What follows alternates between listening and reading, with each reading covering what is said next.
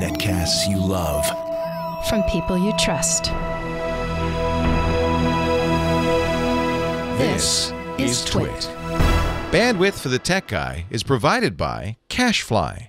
CacheFly.com. Hi, this is Leo Laporte, and this is my Tech Guy podcast. This show originally aired on the Premier Networks on Saturday, July 28th, 2018. This is episode 1509. Enjoy. Oh, hi, welcome. How are you doing? Leo Laporte here, the Tech Guy. Yeah, you snuck up on me. Time to talk about computers, the internet, home theater, digital photography. We've got smartphones. We've got smartwatches. We've got all that jazz, augmented reality, stuff with chips in it. 8888 Ask Leo is the number if you want to talk about high tech. 888-827-5536. Toll free from not troll free, and toll free from anywhere in the U.S. or Canada. Outside the U.S., it's still troll free. You just use your Skype or some sort of voice over the internet solution, and you'll be able to get in, and it shouldn't cost you anything because it's a troll-free number. Troll-free is the phrase of the week because Twitter lost 1 million active users in the last quarter, and they said it's because we banned a lot of phony accounts. I myself lost 20,000. I think it was 20,000. Yeah, something like that. 25,000 followers. They were fake. They weren't real. Unfortunately, the stock market did not like this. Now you know why, by the way. Twitter's been so reluctant to ban trolls and bots and fake accounts from Russia and all of that, because what happens is the numbers go down, and the Wall Street knocked them down 20% in their stock price as a result. Oh, man, they made $100 million this quarter. They were profitable. Doesn't matter. You don't have growth. We're at a very, that's why I don't really pay much attention to the stock market. I mean, I have to mention it, I guess, but it doesn't seem to really be a reality-based. It's not based on whether a company's doing well or making money or serving the public or any of that stuff. Just growth. Growth at all costs, especially tech companies. And they got a band that they have to grow. Even Facebook went down. Facebook isn't growing as fast. Well, they've run out of people, frankly. Mark Zuckerberg, it was the largest, I think, single-day drop in for a tech company in market history, something like that. Again, I don't really care about stock price, but because Facebook said, well, we're not going to grow quite as much as fast. We're still growing. We still have 1.5 billion daily users. 1.5 billion, let that sink in, daily users. But it didn't grow as fast. So Wall Street punished it by $120 billion in stock drop. Mark Zuckerberg himself, I think, lost, what was it, some huge, 20 billion in his personal, I think it was more like 50 billion in his personal wealth. He has plenty to spare. Don't worry about it. He's going to be fine. You're not going to see him on the street panhandling. It's the biggest loss in market value by any company in the U.S. stock market after releasing its disastrous, don't you love it? Disastrous. We're growing. It's not that we're not growing, but we're not growing as fast as we thought. Oh, by the way, some other positive indicators. 91% of Facebook's revenue now comes from mobile advertising. That was a big concern. I don't know if you remember this 2 years ago. So long ago.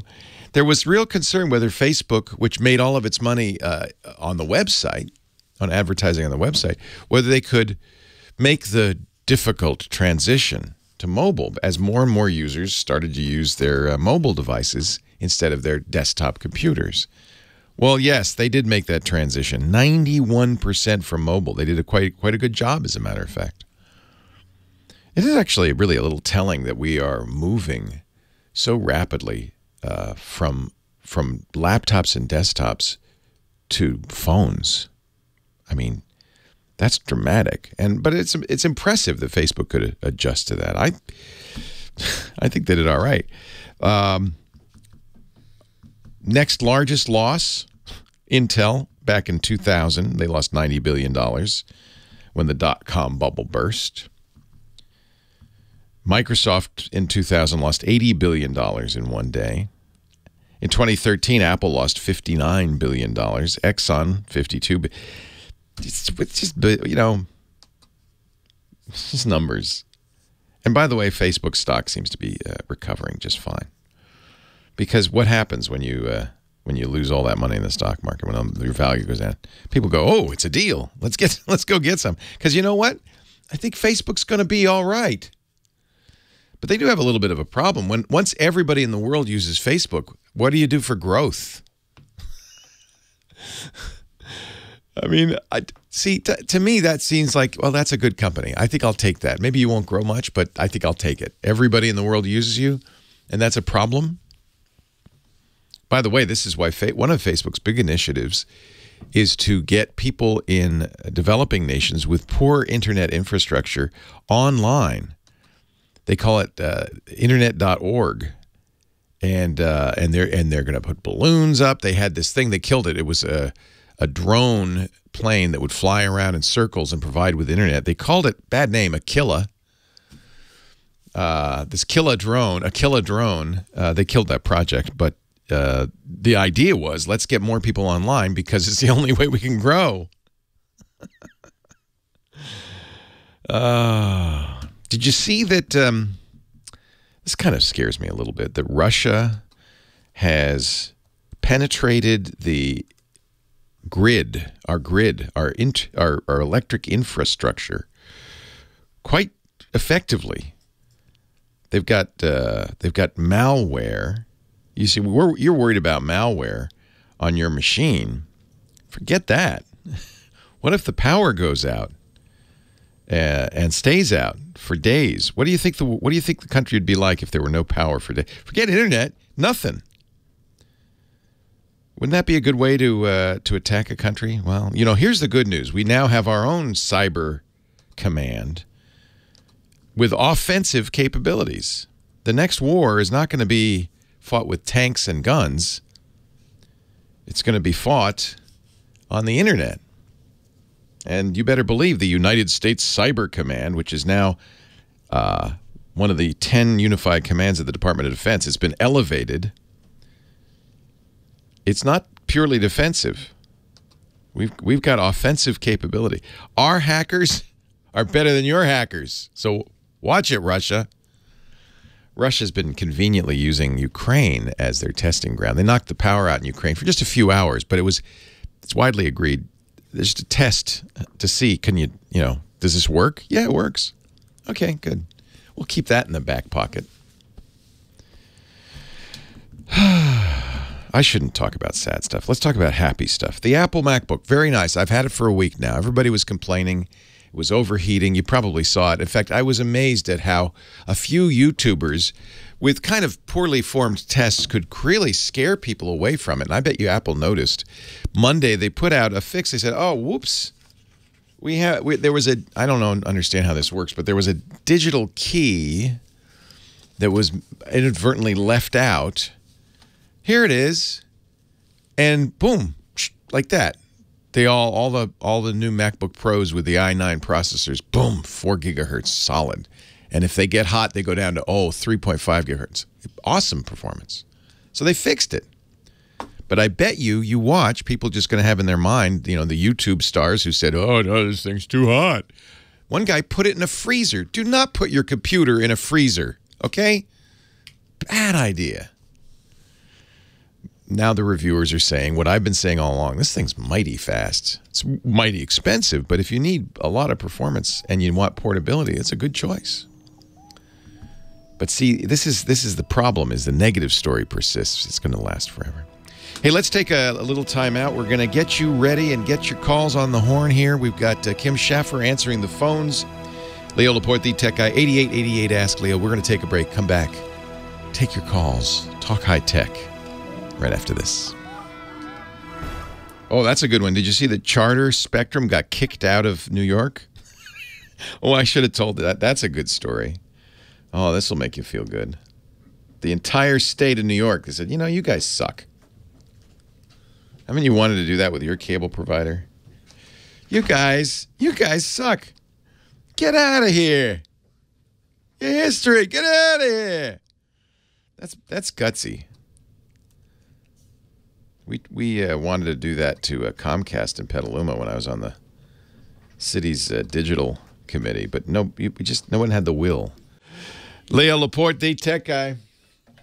Handle me with care, Kim Schaffer. How are you today? Fantastic. How are you? I'm great. Good. I'm great. The entire nation is boiling away. Or on fire. Or on fire. But it's not too bad here. It's pleasant. No, it's nice here. Yeah. But I think it's smoky, it's going to get smoky and warm over the next week. So, here we are. I'm actually don't think I have any phone calls. None? No, John, you better come in here and reboot my phone. Oh no. This is really when you know we've gone too far down the tech road. My phone needs to be rebooted. Yeah. Here comes an engineer to reboot my phone. We have a lot of people in the studio to talk to. If I could phones just have don't them. work. I have the largest studio audience we've ever had. How many are in there? Like 10? 1, 2, 3, 4, 5, 6. 2 engineers and me. That's 9 people in a room the size of a closet. Getting a little stuffy? Yeah. No, it's fine. We have smoke. We have AC. We have a molecule air filter. We're good. Okay, it's rebooting. Why do we have to reboot the phones? Because it's digital now. This is crazy. Have you ever gotten the blue screen of death on your television? I have. Have to reboot your TV. Or you're in the middle. This happened to me the other day. I was in the middle of the show, and my LG WebOS-based TV said, oh, we're downloading an update. We're going to reboot.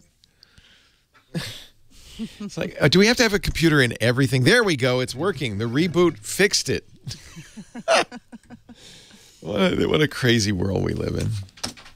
So it looks like we have a bunch of calls. Who should I start with here? That's why I was surprised when you said we have no calls. I have no calls. I don't know what to do. How about James in Connecticut? He's a disabled vet and just wants to know what kind of tech might help him in his daily life. Oh, that's great. It's a very interesting question. Yeah. Thank you so much, Kim. And hello to James. Thank you for your service. I'm sorry about your disability, but let's see what we can do to help. How are you, Mr. President? Thank you very much. I'm not your president, I'm sorry to say. I'm only the president of the internet, but that's okay. I'll take it. But at any rate, sir, please pardon me if I have a bit of a tough time communicating. I have disability symptoms from brain damage and frontal lobe brain damage and PTSD. Oh, I'm so sorry. Thank you, but they're just really beginning to really interfere and impact my life. They're degrading. Oh dear. I'm at the point. Where I'm starting to depend on recording devices because I have a very difficult time processing memory, both incoming and outgoing. So the issues become,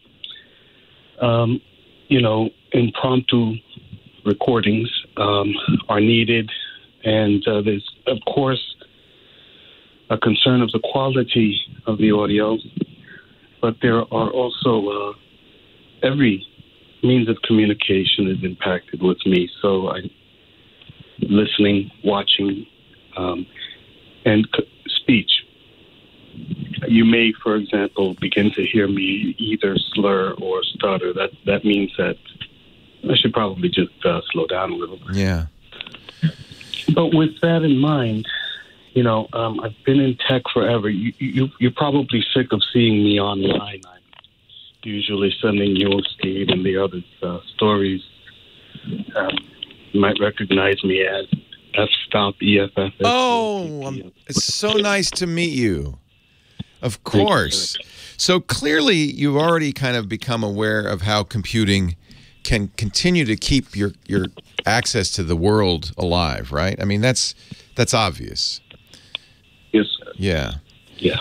And the good news is, and this is, of course, one of the things that I think all technology companies understand is that they call it assistive technologies, the ability to use computers and other electronic technologies to help people with various disabilities. And of course, everybody has a unique set of disabilities. Even supposedly able people have a unique set of disabilities.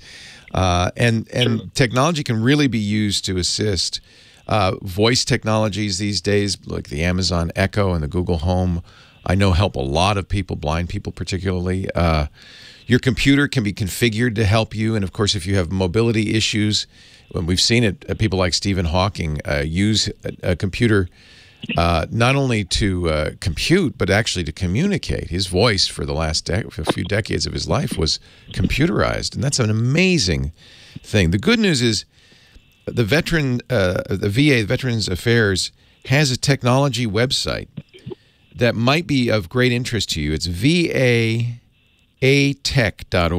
It's Veterans Affairs Assistive Technology, VAAtech.org. And there they list a lot of equipment. They let you connect with your VA in your neighborhood, and they tell you the kinds of things you can get, everything from mobility assistance, adapted computer access, they have something called, which I think would be what you're talking about, electronic aids to daily living, augmentative and alternative communication, electronic cognitive devices, specifically for the kinds of issues you might be experiencing, memory and so forth. They also have adapted automotive equipment. They're really, and recreation equipment, they really have done a great job. There's a news feed on the front page. There's a lot of information, but most importantly, I think for you, a resources page where you can, find help, connect with the VA who would I would expect would underwrite anything that you needed, because this stuff can be very expensive. And of course, the irony of it all is as your disability advances, it becomes more and more difficult for you to make a living, and you need more help, and of course it gets more expensive. So VA, I think for you, and I'm really pleased to meet you, VAAtech.org, and please continue to email and write and stay in touch, because the good news is I really do believe that technology can help keep you in this world, part of this world, and help with things like memory issues. Helps me with memory issues all the time. I don't know how I did this show without Google. Leo Laporte, the tech guy. We'll take a break, then Scott Wilkinson talks home theater right after this. Thanks for your service, sir. I got to put the TV in cinema mode. It was in dynamic mode because Scott Wilkinson is here. He's the home theater guy, and he wouldn't allow me to have such a bright LCD. Good morning, Scott Wilkinson, home theater guru, editor at avsforum.com. He joins us every week to talk about TV. Yes, and I'm so glad you put that TV back in movie mode. No one should watch a TV in display or just dynamic mode. That's horrible. Well, it's interesting that you should mention that, because in the chat room this very day, yes, there was somebody who said, you know what, first of all, there was somebody who said, I tried movie mode. It took me a while, but I finally got used to it. It looks dimmer at first. It looks weird at first. Yeah. Another person in the chat room chimed in and said, you know what, I prefer dynamic mode. And I said, I responded in the chat room. I said, you savage. No, I said, hey, if that's what you really like, then more power to you. Go for it. No, you're wrong. That's the wrong answer. The right answer is you are a savage, my friend. So, I also said this is not. You're just not seeing it the way the content creator intended. You just have to keep that in mind. Well, you always want to do what the creator says. Well, when it comes to watching TV and watching movies. Watch more movies, Leo. So this is well known, and it actually predates, home theater. Computer users like their screens too bright. And they're often running their screens very bright. And probably very blue. Yeah. And as a result, you get used to it. Of course you get used to it. And then you say, I prefer it because I'm used to it. Right. Just as if you put chili sauce on everything you ate, Right. you would say, well, I can't eat this bland food. Right. But honestly, there's a number of reasons you don't want to watch it so bright. Of course, I like the creative argument you give, which is, well, this is what the creator intended. But also, it's certainly on a computer, it's bad for the screen. It wears out your battery faster. It really impacts battery life. And you're not portable screen, yeah. Yeah, and you're not seeing the detail that you would see otherwise. That's right. You're probably getting blooming on the screen. That's right. Which obscures detail. The same thing is true on TVs. If you watch them super bright, there'll be more tendency to bloom, to bright spots to kind of expand out and obscure other things. You're also going to wear out, certainly on an OLED, that's really not a good idea because you're going to wear or age the OLED material faster. LCDs, it's not quite so much of a problem because there isn't really anything to age. No, in fact, they're just shutters, those liquid crystals, and the bright tube behind it, the LEDs behind it probably don't wear out that much faster if they're bright. On the other hand, your eyes might wear out. Well, that's another thing, though. With a TV, you're sitting typically, 9-10 feet away. Yeah. With a computer screen, you're sitting 1 or 2 feet away. Yeah. And that could, in fact, impact your vision to some degree. I don't know Keep exactly. you up later at night, too. We know that light. Yeah. Yeah, exactly right. Inhibits melatonin production. The reason I was thinking about this, we were watching a movie last night, Lisa and I, and a friend came over. And she sat down on our couch. She said, "You're so close. Why are you so close to the TV? You'll, like my mom, you'll ruin your eyes. You'll go blind." She said, "How big is that TV? Is it?" I said, no, this is the proper viewing distance. What is the proper viewing distance anyway? Well, give me some ammunition.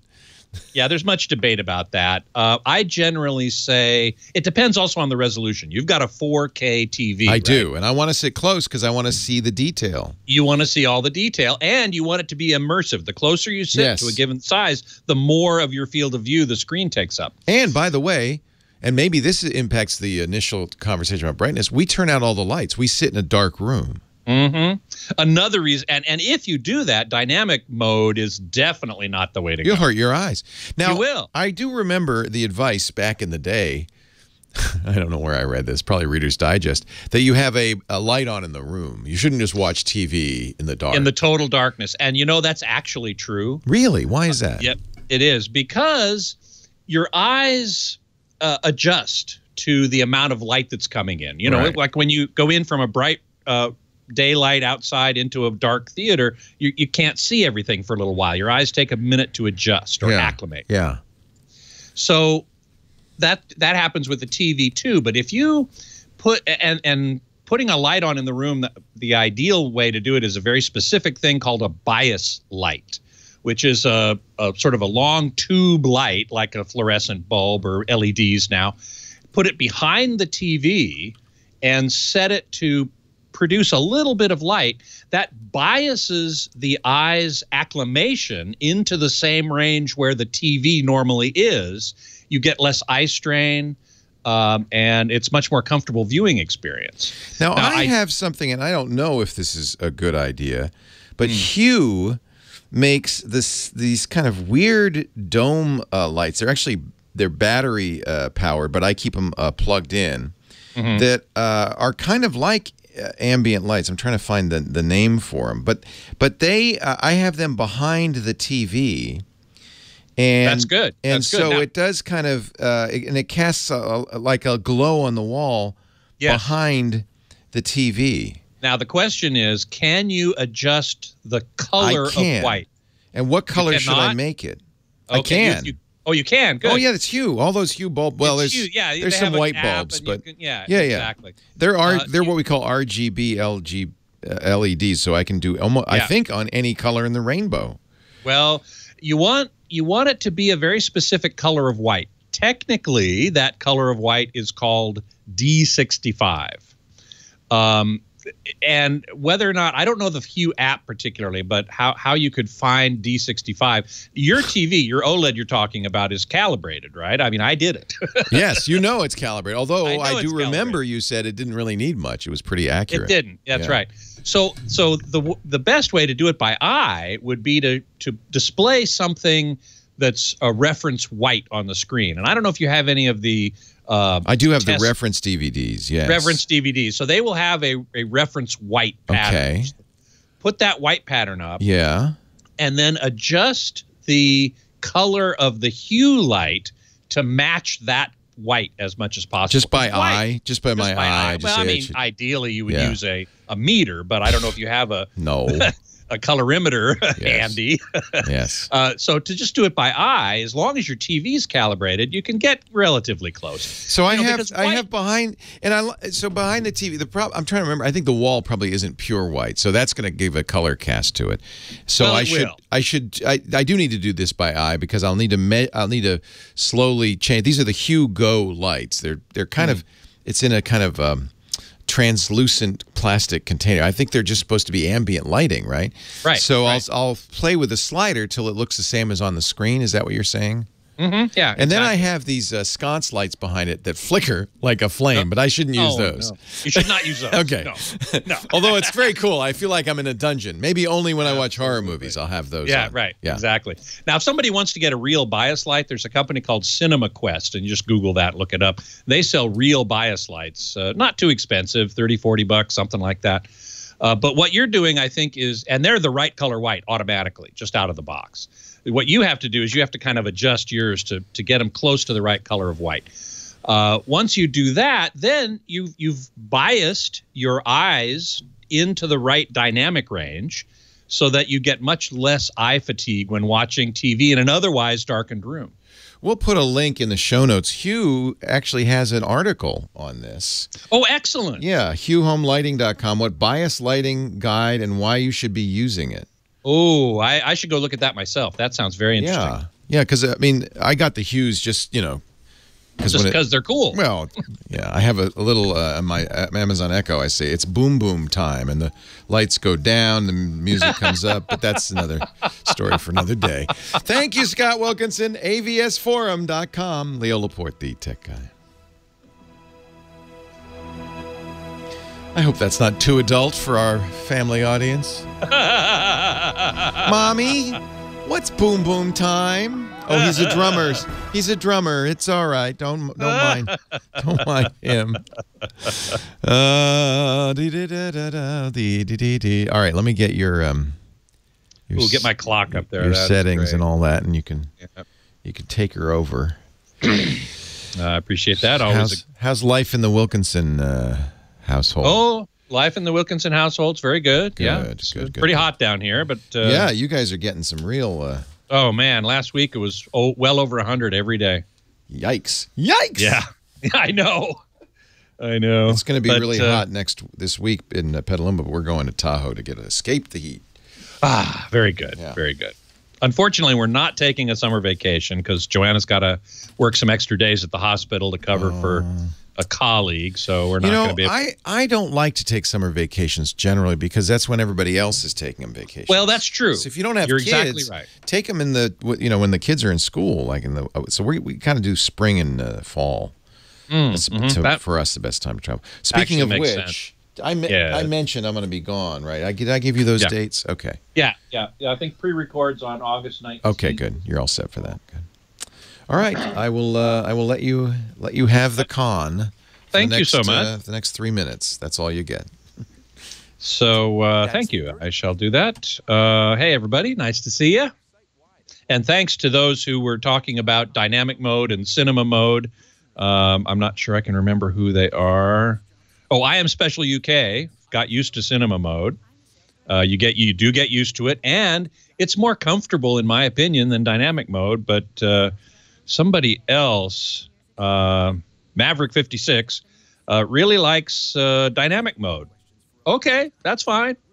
I would suggest a bias light's probably even more important there because you've got more light coming off the TV, just for your comfort, eye comfort. But hey, if you prefer it, that's fine. As I said in my segment, though, just be aware that you're not seeing it the way the content creator, the director, the colorist, the director of photography.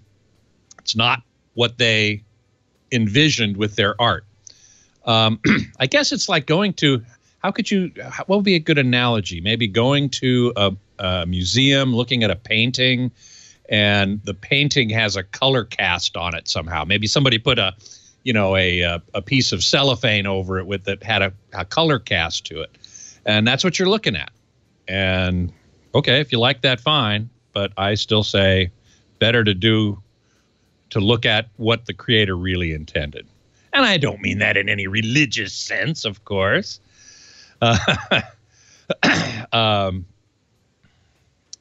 Anyway, Mike B is watching us in dynamic mode on his TV right now. Yes, I admit I like it very bright and with blue popping off the screen. No blooming and plenty of detail. I've tried movie mode for a long time. There's a lot of detail loss. I find that hard to believe. In fact, as Leo and I were talking about, in dynamic mode, you can lose detail from what's called blooming because there's so much light coming off the TV that it kind of washes over into adjacent pixels. So that's pretty hard to understand, but okay. Shortwave is starting to think about upgrading his 2010 Sony Bravia. I assume him. Pardon me if I'm wrong. Probably overdue for an upgrade. 2010, 8-year-old TV. Yeah, I'd say it's probably a good idea. Maybe we'll talk about that in the next segment. You're going to stick around for the top of the hour? Happy to. All right. Thank you, Scott. Thank you. All right. We'll see you in a minute. You bet. Leo Laporte, the tech guy. 8888 Ask Leo is my phone number if you want to talk high tech. Line 3, Paula, Studio City, California. Hi, Paula. Hi, Leo. Welcome. I was in the middle of the Carbonite free trial, and I was getting organized and understanding the dots and contemplating buying.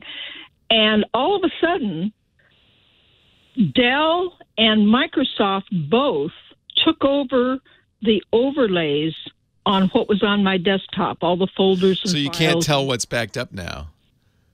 And obscured the Carbonite dots. How frustrating is that?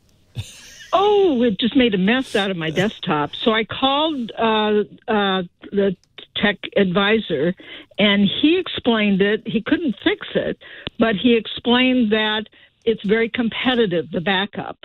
And he opened a log, and that's how he found out that Microsoft through OneDrive was one of the villains. Yeah.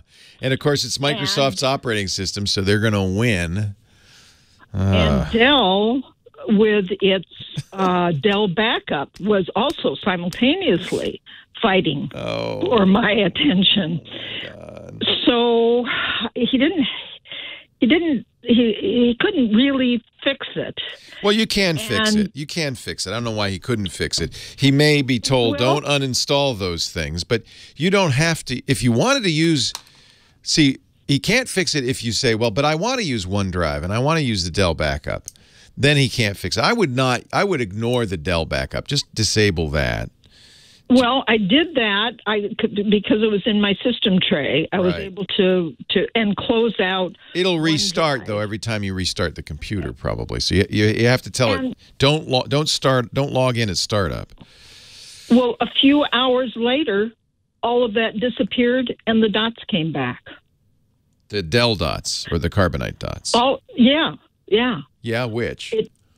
It came, the Dell dots, the Carbonite dots came back. Yes, good. So the whole thing started unbeckoned. So just understand, the dots aren't actually functional.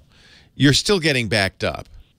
The dots are just there to tell you, the status of the backup. And if you go into the settings, you can disable it. There's a checkbox. You can re-enable it. And they even say themselves, Windows only allows 15 entries for icon overlays. 15, count them. 15. They said, when Microsoft, that should be enough for anybody, but there are sometimes competing overlays. But it's just an overlay on the icon. It's not really, it'll still function whether you see the dots or not. One other choice you'd have is to say to Microsoft, the tech guy assured me it was backed up. It has nothing to do with that. It's a convenience to indicate that it's been backed up. Yeah. But all of these programs should have, I'm sure OneDrive does as well, the ability to turn off the icon overlays. The problem is that it's not immediately obvious where that is in the settings. You have to comb through the settings, and the nomenclature may vary, et cetera, et cetera, et cetera. So that's why I'm surprised. Maybe he just didn't want to mess with some other company's software. What they really don't, if you put yourself in their shoes, the worst thing they could do is mess up your backup. So they don't want to tell you, oh, well, don't use that or don't use that, because then if you lose data, guess who's liable? Yeah. So I'll tell you, because you're not going to sue me, right? I'll tell you, of course, be very careful about backup. In fact, I recommend not only having Carbonite, but having another method, probably a local method. I like having both local and off-site backup. You want to have, this is the rule of thumb that I've always said, 3 copies of everything. And that could be the original plus 2 backups. The problem is sometimes people say, well, I'm backed up, and they delete the original, which means you only have 1 copy, which means you don't have a backup. So 3 copies at all times. And then what I really like is one of them off-site with Carbonite or OneDrive or Dell. Those are all 3 off-site backups. They're backing them up to the cloud. Dell's the one I would say don't use. They're the least likely to kind of do it right. OneDrive is very good from Microsoft, but you pay for that. They have ugly overlays. Oh, well, you can probably turn off the overlays. That's probably the solution, is just turn off the overlays. Well, I poked around and disabled and turned off what I could of Microsoft and Dell. And then hours later, it just all disappeared and everything. And so far, so good. Good. You must have figured it out. You did better than the Carbonite guy figuring it out. They do. I have to give them kudos. Oh, and I didn't mention, but I should. The Carbonite is a sponsor, which is probably why you use them. Kudos to them, because for a while, some years ago, they offshored their support to India or somewhere like that, and it really went downhill. And the CEO at the time was an old friend. He's not the CEO anymore. He's just on the board, but he's kind of semi-retired. But he decided, we really should have tech support in the U.S. And so they moved their tech support back to the U.S. And I think it's become a lot better. So I'm glad that he was there. He was very helpful. Yeah. Because he identified the problem. He knew immediately. He opened this log. Oh, good. In the registry, and that's how we at least knew where the problem was. And by the way, another good thing you did, which is you made sure you called the Carbonite number. You didn't just Google and get some random support guy, or worse yet, take a number that had popped up on your screen. People got to be very, very careful about that. But you talked to the real guy. And, I did, and he was indeed helpful, and ultimately it got solved. So yeah, that is a known issue. I mean, everybody. It actually is worse on mobile devices now, because screen real estate is the best place. You probably noticed when you got your Windows machine, a bunch of icons for stuff you didn't install, you didn't want, trialware, sometimes they call it, crapware, sometimes we call it. All of that, screen real estate is very valuable. You see it every day, you see it all the time. It's basically an advertisement. They really want to put stuff in your face. So they're all competing to get those icon overlays. That's one way they can remind you what a great job they're doing. And so you don't have to have the icon overlays. That's just a convenience. You can if you can disable them in the settings, I would. I wouldn't bother with the Dell backup. If you've got OneDrive and Carbonite, you're pretty golden. But then the next thing, I would just get an external hard drive and back up periodically to an external. Right, I do. You're right on. You got it down. Well, if I created it, I want to keep it. Right. And actually, that's the real rule of backup: is only back up the stuff you made. Everything else you can get somewhere else, right? Right. But your art, your drawings, your writing, your spreadsheets, whatever it is you do, those are the things you want to back up. Paula, well, I'm glad it worked out. I'm glad it worked out for you. Thank you. I appreciate it. Have a great day. I have a minute before the news at the top of the hour. Let's see if we can get started with Manny in Mount Carmel, PA. Hello, Manny. Hello, Leo. How you doing, bud? I'm wonderful. How you? Oh, pretty good. First of all, let me thank you for the advice you gave me a few months ago on the VPNs. Which one did you end up with?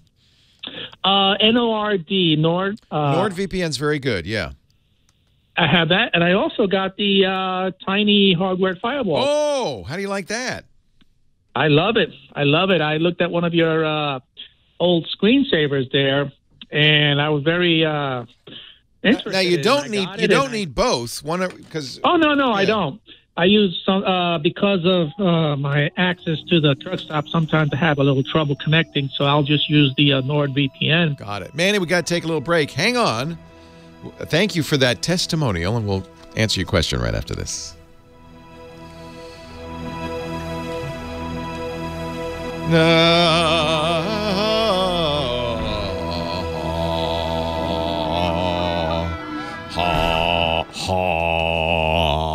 All right, Scott, you're in the driver's seat here. Woohoo! Let me flip over. Watch out. I'll try not to crash the car. All right. 500 seconds. Fantastic. Hey, everybody. We've been doing a sprightly discussion in here about OLED TVs. And somebody originally asked the question whether the LG OLED or the Samsung QLED is better. And it's interesting because I'm working now on an article that will discuss that particular issue exactly. And the answer really is, it depends. Of course, when is the answer not? It depends. First of all, I think Twisted Mister made a good point in making sure that everybody understands that QLED, Samsung's QLED, when you look at it written down, it looks an awful lot like OLED. And this was a marketing move by Samsung, in my opinion, to make it look like OLED, because everybody says, oh, OLED's so great. So look, we've got QLED. Well, QLED is simply an LCD TV with a fancy backlight, as Twisted Mister so eloquently put it. The Q in QLED stands for quantum dots, and we've talked about quantum dots on the show before. They are microscopic, nanoscale spheres of semiconductor material, special semiconductor material that when they're hit with blue light, they absorb, say, a blue photon. They will get some energy, and then they will re-emit a photon of a lower energy, and the energy and wavelength or color are directly related. So a blue photon comes in and a lower energy photon comes out, and the actual specific energy of the photon that comes out depends on the size of the quantum dot. So I honestly can't remember right now whether larger quantum dots give lower energy output. I don't remember that. But at a certain size, you'll get a green photon out. And in another size, you'll get a red photon out. So QLED TVs basically have blue LEDs in their backlight with a sheet of quantum dots just randomly embedded in a sheet of plastic. And they have two different sizes. One of them emits green when hit by blue, and one of them emits red when hit by blue. And so when you combine those red and green photons coming out of the quantum dots with the blue photons that don't happen to hit a quantum dot, that pass through that film without striking one, and there are plenty of them that do, you combine those three together, you get white. And the white backlight, this is kind of weird, I know, but it's how it works. The white backlight then passes through the LCD shutters, which Leo and I were talking about a minute ago, that let more or less of it through to make a bright or a dim pixel. And then that white light passes through red, green, and blue color filters, which sort of reconstitutes the red, blue, and green coming off the screen, and you finally get to see a picture, a full color picture. So that's how they work. Now, quantum dots offer a number of advantages. For one thing, a TV that uses them can be brighter than a TV that doesn't. And this is one of the advantages of LCD or LED TVs generally. And QLED is better at this than anything else. They are much brighter than OLED. So if you need a super bright TV, then you need a QLED. over an OLED. But like all LCD TVs, QLEDs have some disadvantages. One is off-axis performance. So if you sit right in the middle of your screen and you're watching the screen dead on, your eyes are perpendicular to the plane of the screen, looks great. If you move off-axis, as say if you have a large family or a large gathering, a Super Bowl game, party, whatever, and some of your people are off to the side, the picture looks terrible. Particularly in the Samsung QLEDs, which use a type of LCD panel called VA for vertically aligned. Those suffer worse from off-axis performance than the type of LCD panel that's used in LG LCD TVs, which is called IPS, in-plane switching. It's a description of how the LCDs actually work. When you go off-axis from an IPS panel, the degradation of the image isn't as bad. It's still there for sure, but it's not as bad. The advantage of the VA panel has greater native contrast. It gets deeper blacks natively. So, there's a trade-off there. But in any event, between the OLED and the QLED, QLED's going to be brighter.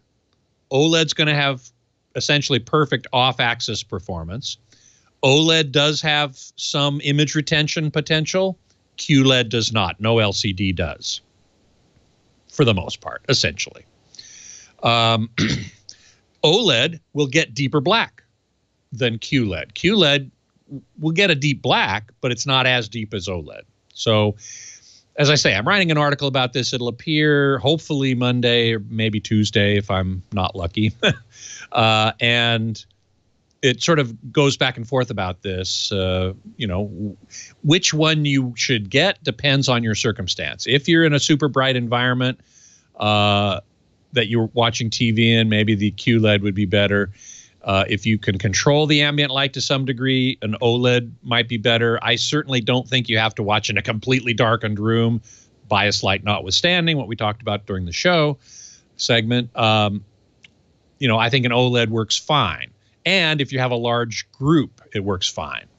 So again, it depends on what your preferences, what are the important parameters to you? Let's put it that way.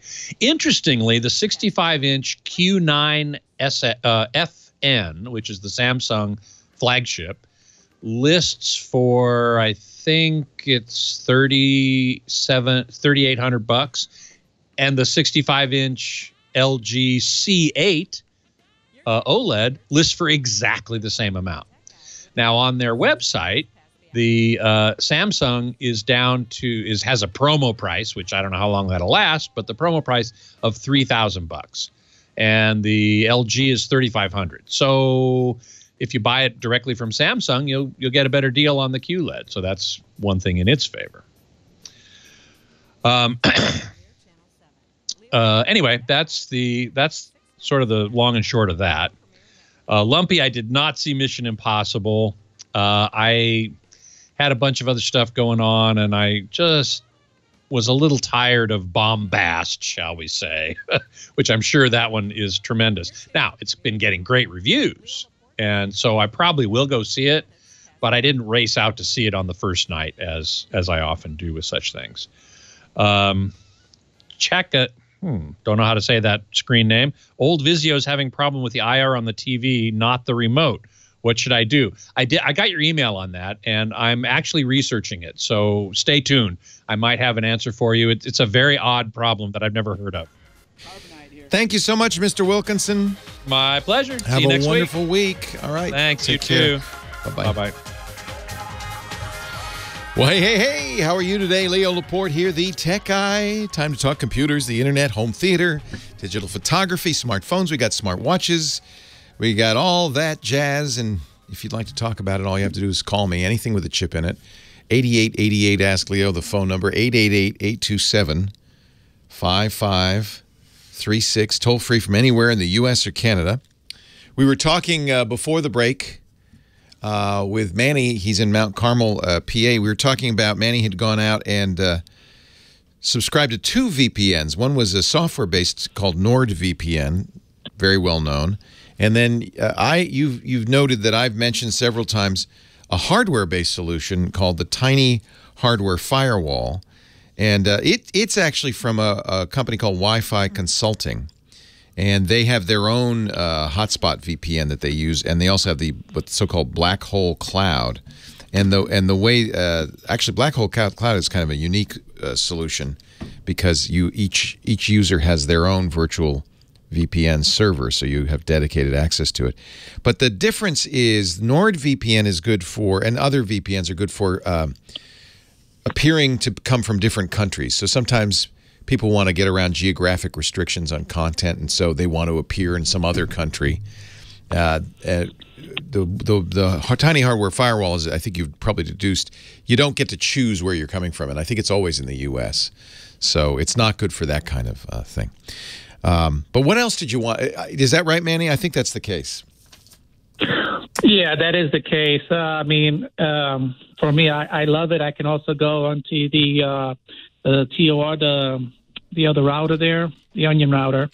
So you can use VPN and Tor is built into the hardware. There's also hardware-based ad blocking built into it. So yeah, and the nice thing about hardware, there is an advantage to using hardware as opposed to software VPN. If you're using a software VPN, you're still exposed. Your machine, the Wi-Fi on the computer you're using is the one that the bad guy would see. And there are things, believe it or not, even when you're using a VPN, a bad guy can do if your machine is on the network by using effectively a router, a travel router. That's what the Tiny Hardware Firewall is. That's what's exposed to the internet, and the bad guy can't even see your machine. So one trick, it's an interesting trick, and the device that lets you do this, one of them anyway, one that's widely available to hackers and just malicious types, is called the Hardware Pineapple, or the Wi-Fi Pineapple. It's about $100. And what it lets you do, among other things, you can sit down in a coffee shop. You can see all of the devices on the network because you're on the same network, even if they're using a VPN. And in some cases, you can impersonate the home Wi-Fi of that laptop. So I can say, oh, let me look at Manny's laptop. All right, the name of his home Wi-Fi is Zigga Zigga. So what I'm going to do on my Wi-Fi Pineapple is impersonate that Wi-Fi access spot. Your laptop is trained. It's well behaved. It says, oh, yeah, I'm home. Ha! Good news, I'm home. I see a very strong Wi-Fi access point. I'm going to join the home router. It does, and now everything you do is going through the bad guy. Now, if you're on a VPN, you're probably okay. But that does make it possible to do something called a man-in-the-middle attack, where the bad guy's getting in the middle between you and the outside world.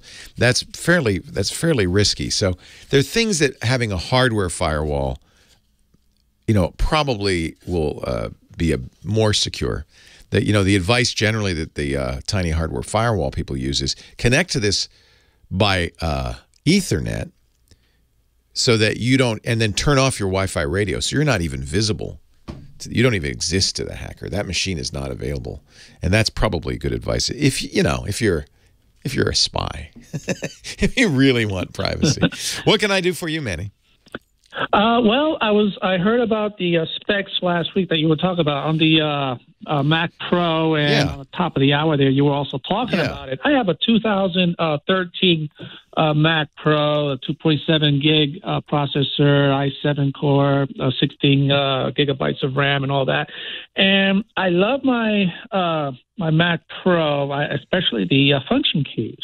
Now, with the new Mac Pros out there, they don't have that feature, right? They have that the touch bar, yeah. And you don't see Apple putting that back in anytime soon? Well, they have a MacBook Pro without the touch bar. Sometimes people call it the MacBook Pro Escape because it has a physical escape key, and you escape from the touch bar. But they did not update that. So that has last year's specs.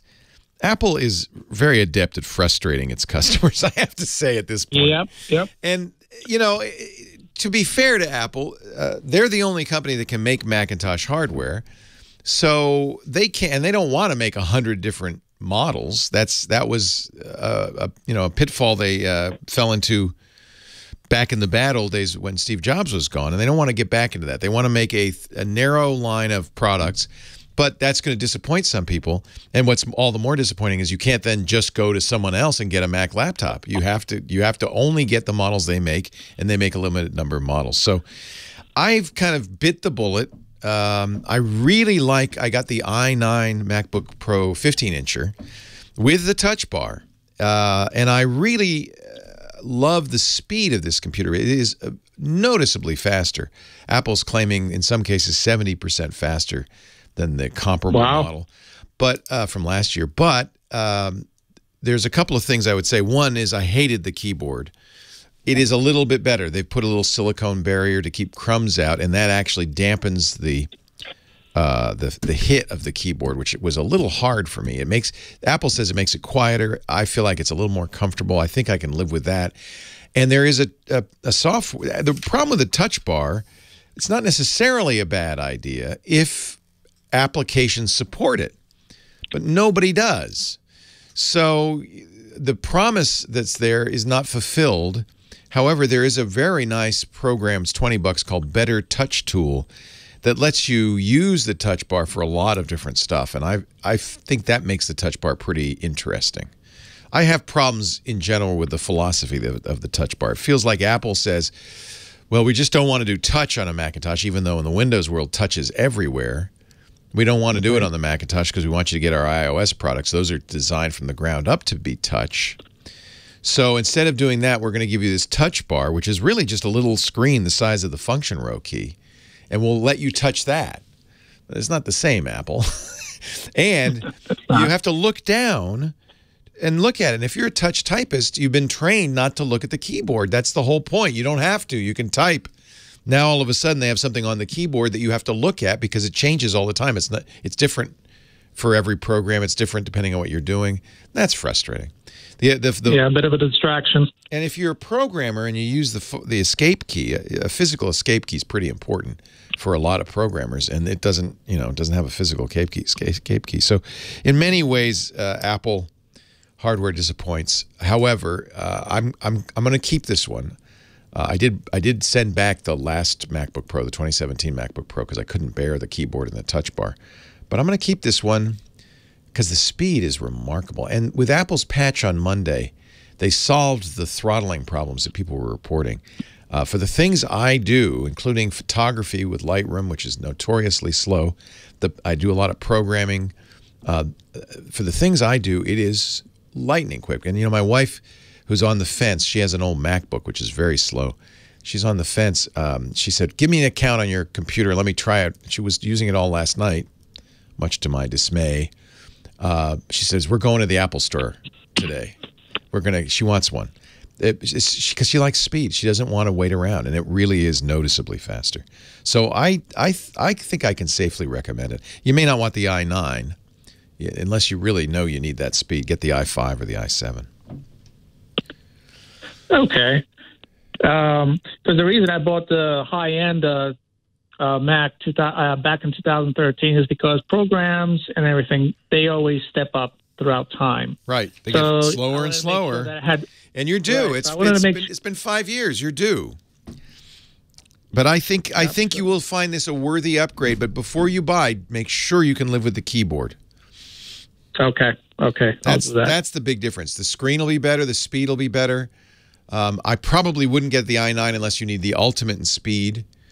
But get the i5 or because the i9 is hideously expensive. Get the i5 or the i7. But I think you'll be very happy. Apple has made a very nice product. It's just, as with all Apple products, it's designed for, it's limited. It can't be everything to everybody. Right. That's just because there's only one manufacturer. In the PC world, with thousands of manufacturers, there is a form factor for everyone. But it won't run Mac OS, and I kind of like Mac OS. So, as I suspect you do too. So we're stuck. Yeah, I do. Hey, thanks for the call, Manny. It's great to talk to you. All right, thanks a lot, Leo. Have a good one. Leo Laporte, the tech guy. 8888 Ask Leo, the website where everything we talk about, I put links and so forth up on the website. That's techguylabs.com. That's free, techguylabs.com. More of your calls right after this. Leo Laporte, the tech guy, 8888 Ask Leo, the phone number. Ben in Houston. Hello, Ben. Thanks for hanging on. No problem. I'm jealous about your vacation. I'm in a garage in Houston, and I think I'm about to melt like the Wicked Witch of the West. Oh, man, the Gulf must be so humid and hot right now. Oh, it's brutal. It's brutal. Oh. I'm out in my garage, Leo, because my router from AT&T, I've got the fiber service, which has been awesome. Nice. And I've got Eros.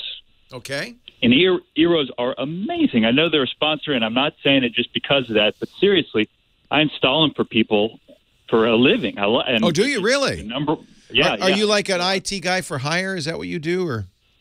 That's what I'm. IT gun for hire. IT guns for hire. That's me. Yes, sir. And, is that literally the name of your company?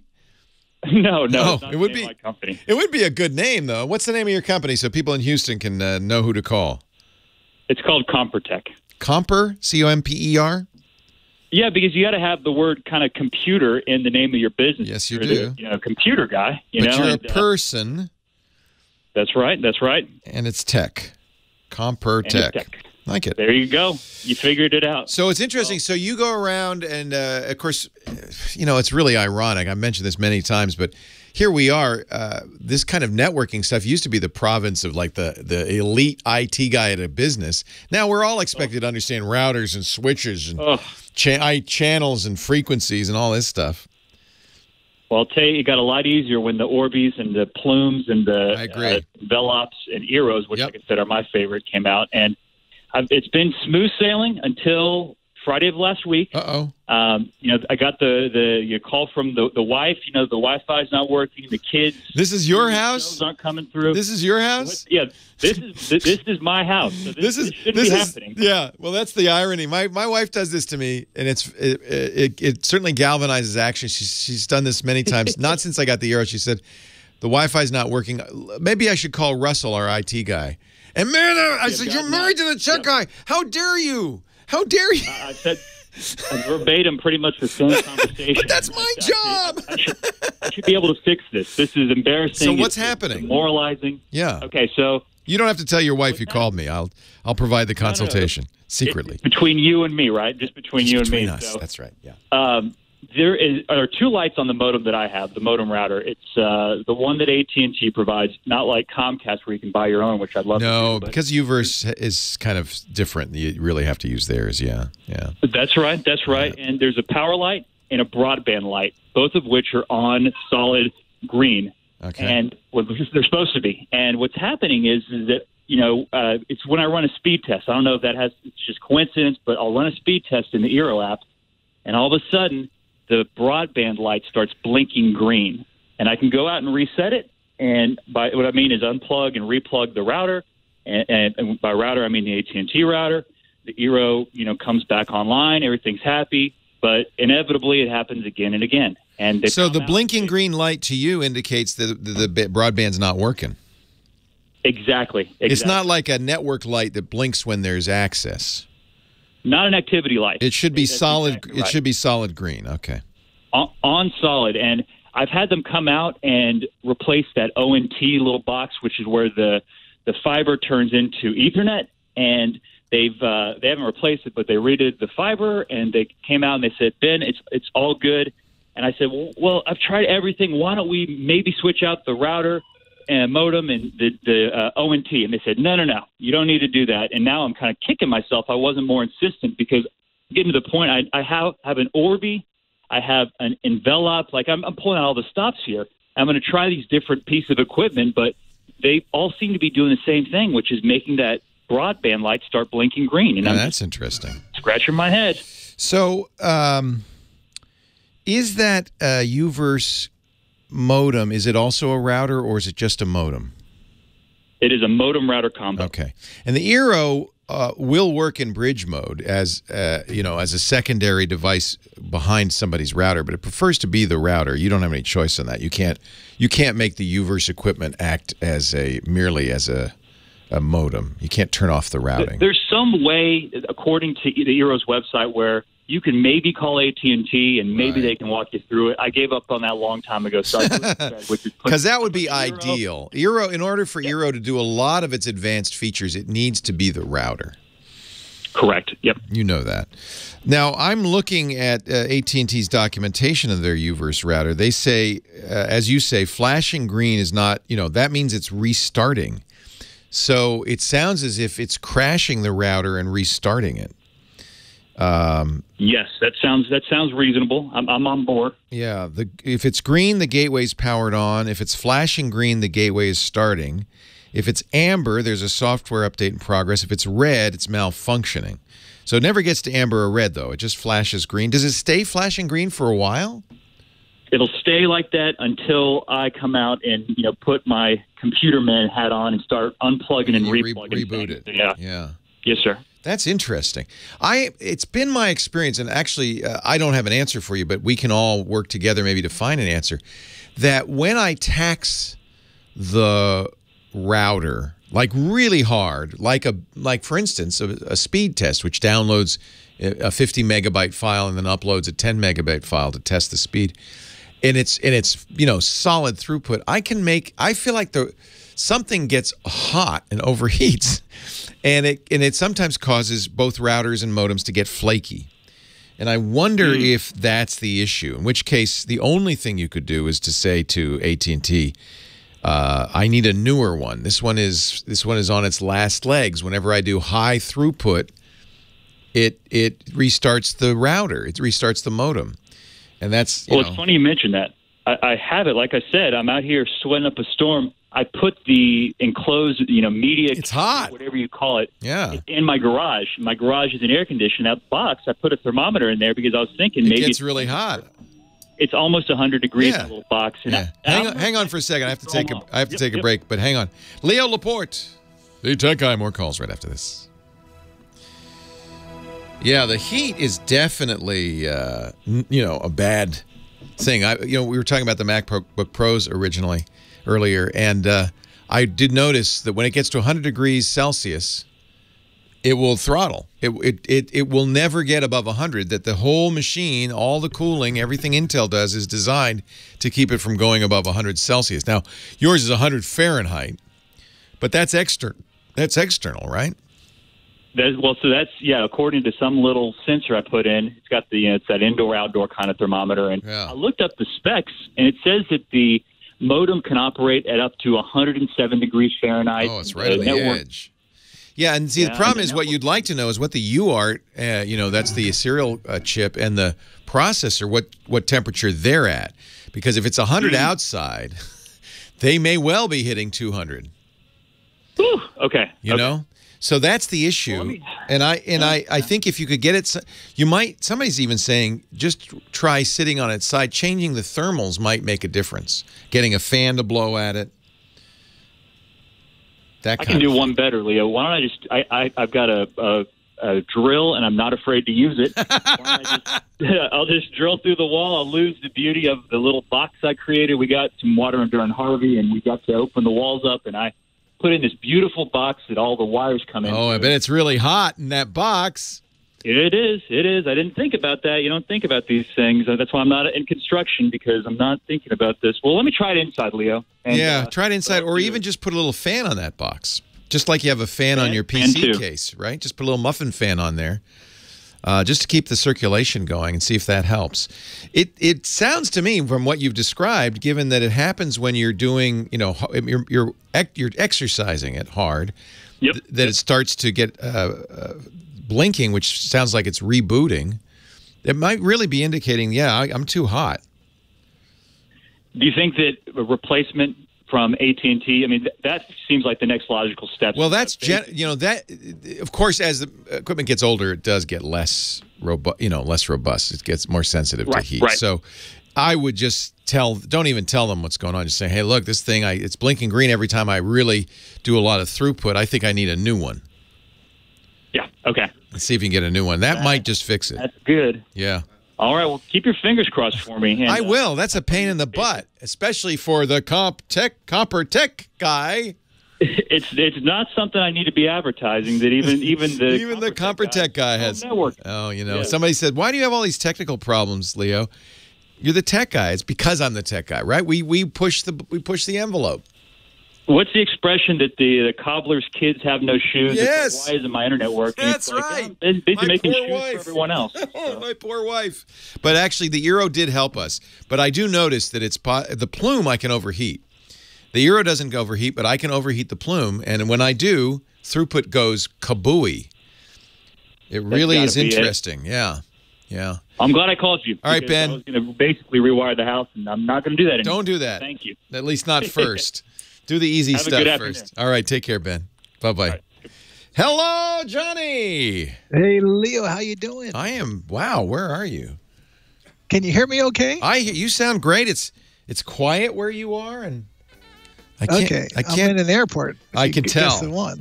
Look at that. We'll have to guess the airport. Let me go full screen on you. Maybe the audience. Boy, that looks very nice. It kind of looks like the airport in South Korea. It looks like Incheon. Is it Incheon? You are wrong. Wait a minute. Let me see that sign. Polo. Oh, it's a Ralph Lauren shop. Never mind. I thought it was Pollo. What is... I don't know. It's a nice looking airport.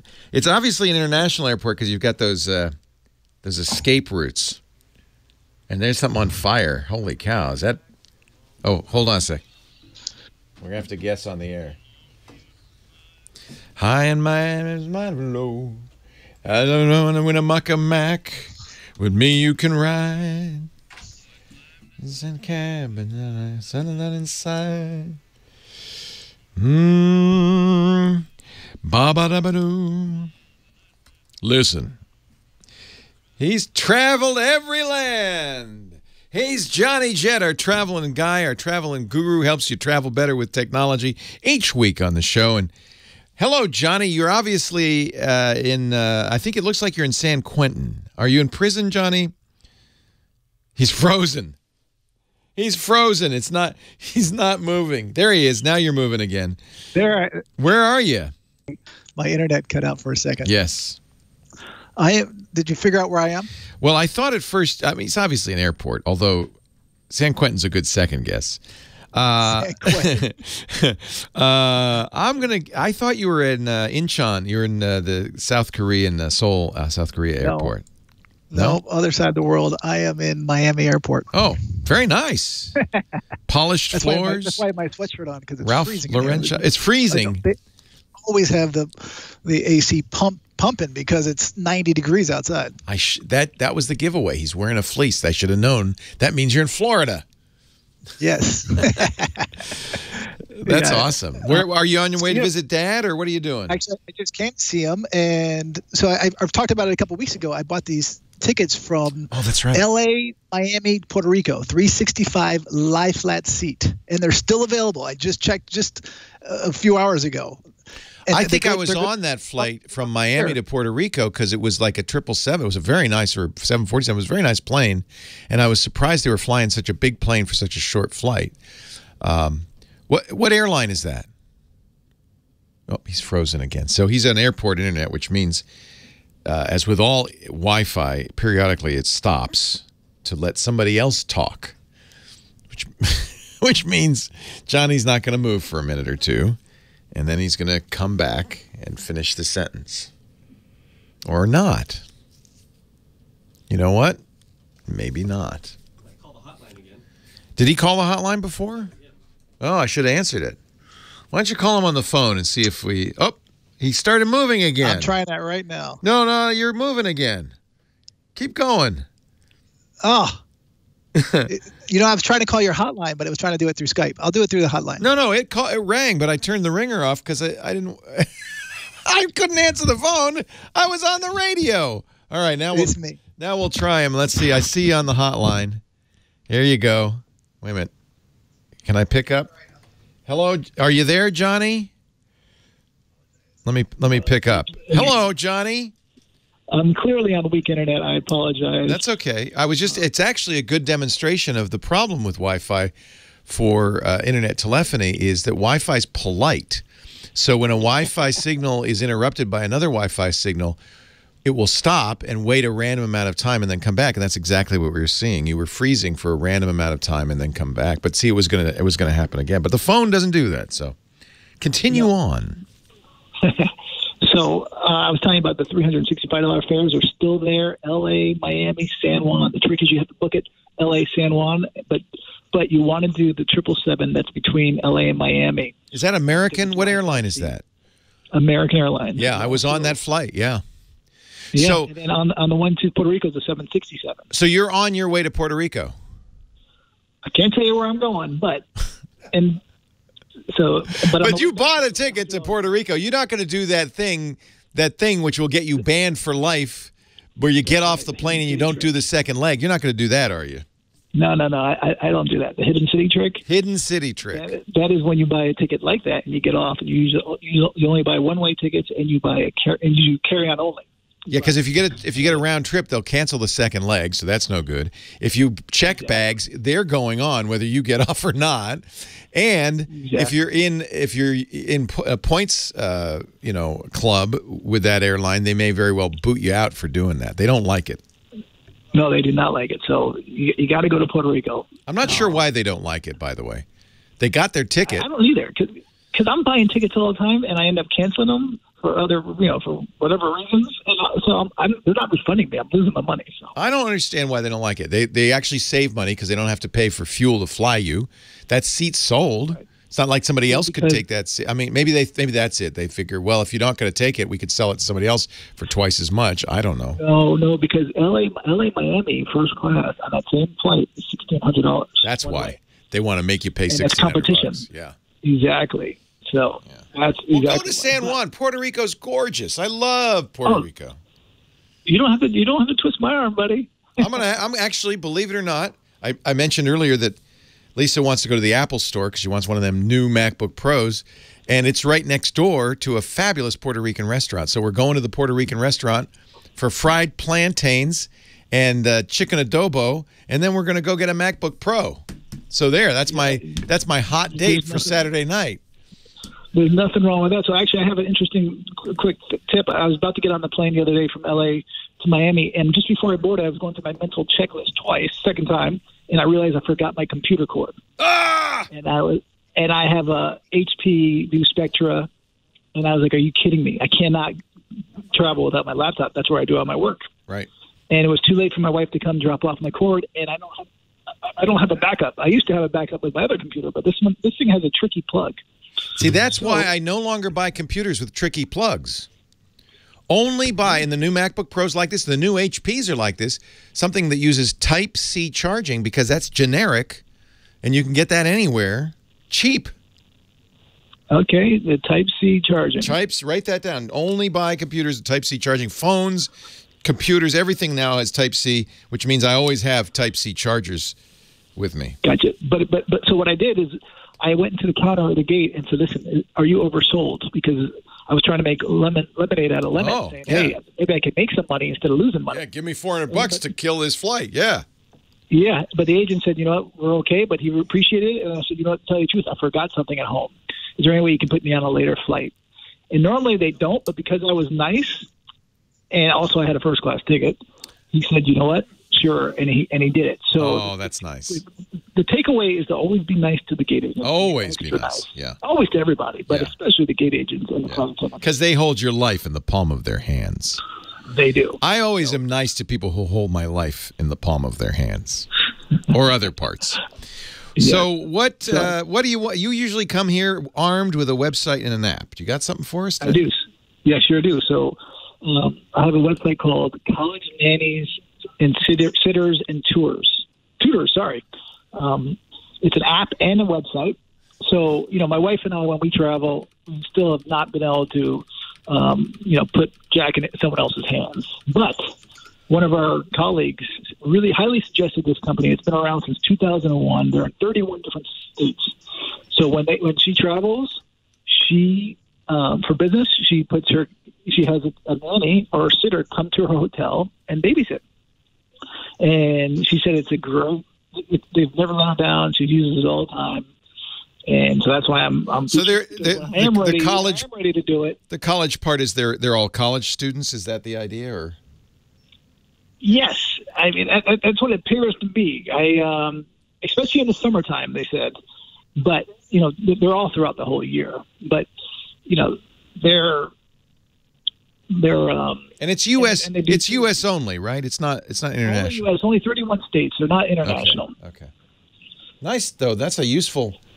And be careful typing it, because if you type college nannies and you want to make sure you do the whole thing, college nannies and tutors.com, or you might get something unexpected. I'll tweet it and I'll put it in the show notes. Okay. Carefully type that one. Or the chat room. I'll put it in the chat room. So that's an app and a website. Okay. Yeah, that is. It's on Android and on iPhone. Nice. Well, you know what? I'm going to let you off the hook then, because we're out of time anyway. And all right. Are you getting on a plane, or did you just get off? I'm getting on. All right. Have a safe flight. Thank you. And go wherever you're going, and then everybody should follow him on JohnnyJet.com and Twitter and Instagram and figure out where he is. That's right. Safe travels, John. Make sure you have your charger with you. Leo Laporte, the tech guy. Oh, that's awesome. Thank you, Johnny. That worked out. You know, it was kind of fun. I kept the video up. And, of course, it didn't freeze once. But that worked out. It's not as good quality, but it's nice that we have a backup, so that's good. Yeah, I heard it stirring a little bit right before I went on, so I quickly put you on speed dial. And very smart. Very smart. I appreciate it. So you're going. It looks like you're going alone, right? You're not taking Natalie and Jack, or are you? Yeah, they're home, and my mother-in-law's there. Oh, nice. And this is a short trip? Oh yeah, I try to do all short trips. You'll be back home before they know it. Exactly. Yeah. Yeah. All right. Well, have fun, and thank you for calling. I appreciate it. All right. Take care. All right. Take care, Johnny. Bye-bye. Bye-bye. Leo Laporte, the tech guy. Studio 8888 Ask Leo, the phone number on the line from San Gabriel, California. We got Pete. Hello, Pete. Hello, Leo. How are you doing? Wonderful. How are you? Oh, good. Listen, I got a Amazon Fire HD 8 with 30 gigabyte. Yep. What I have on the phone is I have my Solitaire, Sudoku, and my Yahtzee. Yeah. I wanted to change it to that so I could free my phone, but I don't see a way unless I got them through Google Play. All the So what you do on the Amazon Fire, it doesn't come, as you've noticed, with the Google Play Store. This is actually an interesting story. The Amazon Fire tablets are Android, but they're so in order to understand how they could be Android, you have to understand that Android originally wasn't a Google product. It was created by a company called Android, right? Sold to Google, and it was open source. That meant that, and Google has kept it that way. That means anybody can go online, download the code for Android, and put it on any device they want. Many people do, but that's called the open version of Android, the Open Handset Alliance version, OHSA. Right. That, however, doesn't include any of the Google stuff. Most importantly, the Google Play Store, or Google Chrome, or any of the Google apps. Mm-hmm. You can, however, on the Fire, download the Google apps, but you have to know how to do it. Yeah. Okay. It doesn't come with it, but Google, truthfully, doesn't mind. In fact, if you think about it, it's in their interest that you get the Google Play Store, because they make money every time you you pay for an app there. So it's possible to install the Play Store on the Fire tablet, and it basically involves two things. First of all, turning off the setting that says only download stuff from the Amazon store. That setting is an important setting because it protects you. It keeps you from downloading stuff from sketchy app stores. So it is a setting available in all Android devices, including the Google devices, and by default, it's switched on. Okay. So the first thing you have to do is and that's getting apps from another store is called side loading. So the first thing you have to do is go into settings and security and say enable the apps from unknown sources. Now my suggestion is once you do this, turn it back on. It's a good thing to have. It'll protect you. Now when I bring the screen down from that gives me I'm on Belkin 20UC router right now, so I'm getting the signal from that. Yep. It shows Bluetooth, airplane mode, blue shade, and do not disturb and help. Nothing shows me anything. Go to the settings in your tablet. Okay. How do I get into the settings of the tablet?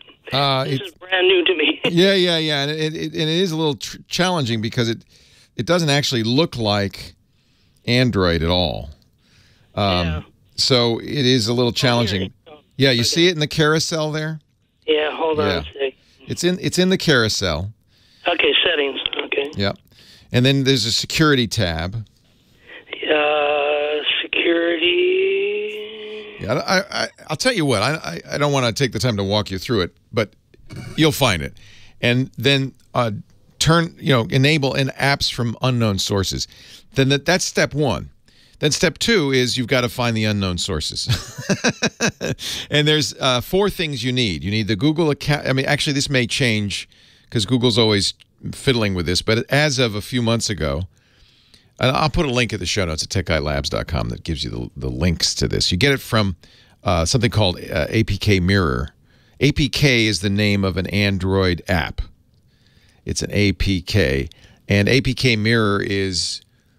You want to be very careful doing this, downloading APKs from random. People can download malware. But in this case, APK Mirror is a trusted source. But be very careful. You're going to need 4 things. Google Account Manager, Google Services Framework, Google Play Services, and then finally you can install the Play Store. This can be a little tricky depending on which version of the Fire tablet you have, et cetera, et cetera, et cetera. So I'm going to put a link in our show notes from a site called the How To Geek that gives you step-by-step what I just described and the links to the actual files you need. And so follow that fairly carefully. You want to do it in that order. You want to, in other words, treat it like a cookbook recipe. Don't deviate, and you should be fine. Once you have the Play Store on there, then uncheck that box because it's unsafe. But the Play Store also will have that, protection. You should only get stuff, ideally, you should only get stuff from the Amazon store and the Play Store. Both of those stores are carefully vetting, somewhat careful, not 100% carefully, but carefully vetting their stuff and making sure you don't get malware on there. And you really want to be careful. As with, this is true of all computing devices. Be very careful about where you get them, where you get your software from. Don't download software from random sources or just because there's a link on your screen that says, hey, you need the new Flash. Don't just say, oh, okay, that must be true. You got to be careful about this stuff because that's exactly how malware gets on your system. And there is a lot of malware on the Android platform, and that is an Android device. This is why Google, by the way, got fined $5 billion just last week by the European Union. Because the European Union said, hey, you can't require companies. So there's a couple of things Google does. One, if you make a phone with official Google, not the open source, Open Handset Alliance version of Android, if you license it from Google, which you have to do, you cannot make a phone that doesn't have the licensed stuff. You have to choose one or the other. Amazon, notice, doesn't offer any phones with official Google services. They picked the Open Handset Alliance version. That's one. The other one is they were paying some companies to put the Google apps on there. That's 2. And then a third thing that they don't like is they bundle the Play Store and Chrome on there. And I don't think bundling the Play Store and Chrome on there is so bad. That's what people want. Look what our caller wants to do, right? He got a Fire tablet. He says, but I want the Play Store on there. So I'm not convinced that the EU was right to fine Google $5 billion. Google's appealing that, but they're going to have to change their behavior as a result. I think Google should be praised, frankly, for offering Android for free. I think there are literally thousands of handsets and very inexpensive handsets available thanks to Google giving away a free operating system. Amazon's benefiting. Amazon's a big competitor of Google's, but they benefit. I don't know how that's anti-competitive behavior. You could make a case, I guess, that Google, by giving away, this is a stretch, but by giving away Android for so many years, prevented anybody else or discouraged anybody else from creating a phone operating system to compete with Google. It's just right now, and basically it's Google, it's Android, and iOS. Those are the dominant operating systems. Not like, I mean, that's the argument, that they dumped Android. They gave away Android so that nobody would write something different. And in fact, it's worked. If that was their evil plan, it did work. Android is completely dominant worldwide. Has 75% of the market in Europe. That's why the EU was coming down on them. They're basically a monopoly. All right, I'm going to take a break because it's time for news at the top of the hour. We will come back. We will answer more calls. 8888 Ask Leo. If you've got a question, a comment, a suggestion, and don't forget, again, the website, very useful.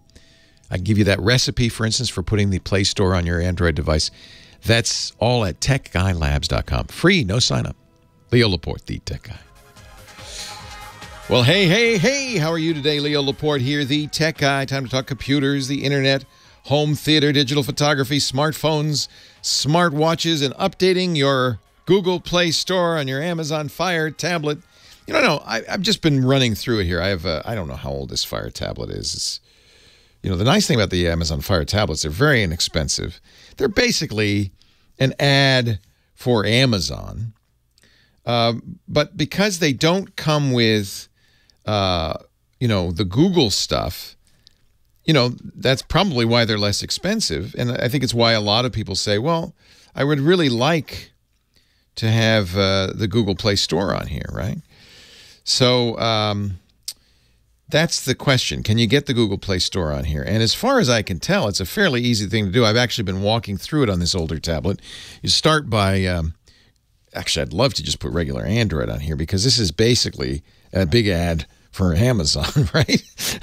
But that's why they're so cheap. Amazon's subsidizing the thing. But what I did is I followed the step-by-step from the How To Geek. It's really only 5 steps, I guess, if you include the 4 different files you need to download. Step 1 is to say, yeah, you can download files from a unofficial source. Step 2 is to go to a reliable unofficial source, the APK Mirror, and download the 4 things you need, the Google services that run in the background, and then finally the Play Store. And I've done all that, but I don't know if the Play Store is running, so that's another issue, and maybe you'll find that there are different versions you have to run and that kind of thing. So let me just update everything on the device, then I'll go to the Play Store, and if I have to, I can update that. But then you've got actually a pretty good, inexpensive Android device. And I don't know how Amazon feels about it. There's not a lot of love lost between Google and Amazon. Notice Amazon, when you search for a Google Home device, doesn't offer you a Google Home device. They say, oh, no, you'd prefer an Echo. You want to get one of ours. Nevertheless, I don't think they actively discriminate against Google on this thing. Maybe they do. I don't know. You tell me. 8888 Ask Leo. Let's go to Yankeetown, Florida. David on the line. A lot of Yankees in Yankeetown. Is that the name? Yeah, there sure are, Leo. All right. All Yankees. Welcome to the show. What can I do for you? Thank you. I have a MacBook that I've had for about a year now, and shortly after I got it, when I start to type, or when I'm typing a document or an email, the cursor just jumps to a random place on the document. That's annoying. And real annoying. And it's gotten worse. It's gotten now where it's I have a hard time getting through one email without 2 or 3 jumps. Yeah. And not only does it jump, sometimes it executes a command. No. For instance, it opens up a new email message and puts an address in it. Wow. That could be really bad if it then pressed the send button. So do you have a trackpad on this device? Yes, it's it's built-in, the MacBook. It's a MacBook Pro. Okay, I'm sorry, I heard Mac, but I didn't know which Mac. So So usually when that's happening, a MacBook. Yeah, MacBook. What that's happening usually means the trackpad's faulty. Trackpads can do that just because there's a little schmutz on it. So the first thing I do is really make sure it's clean.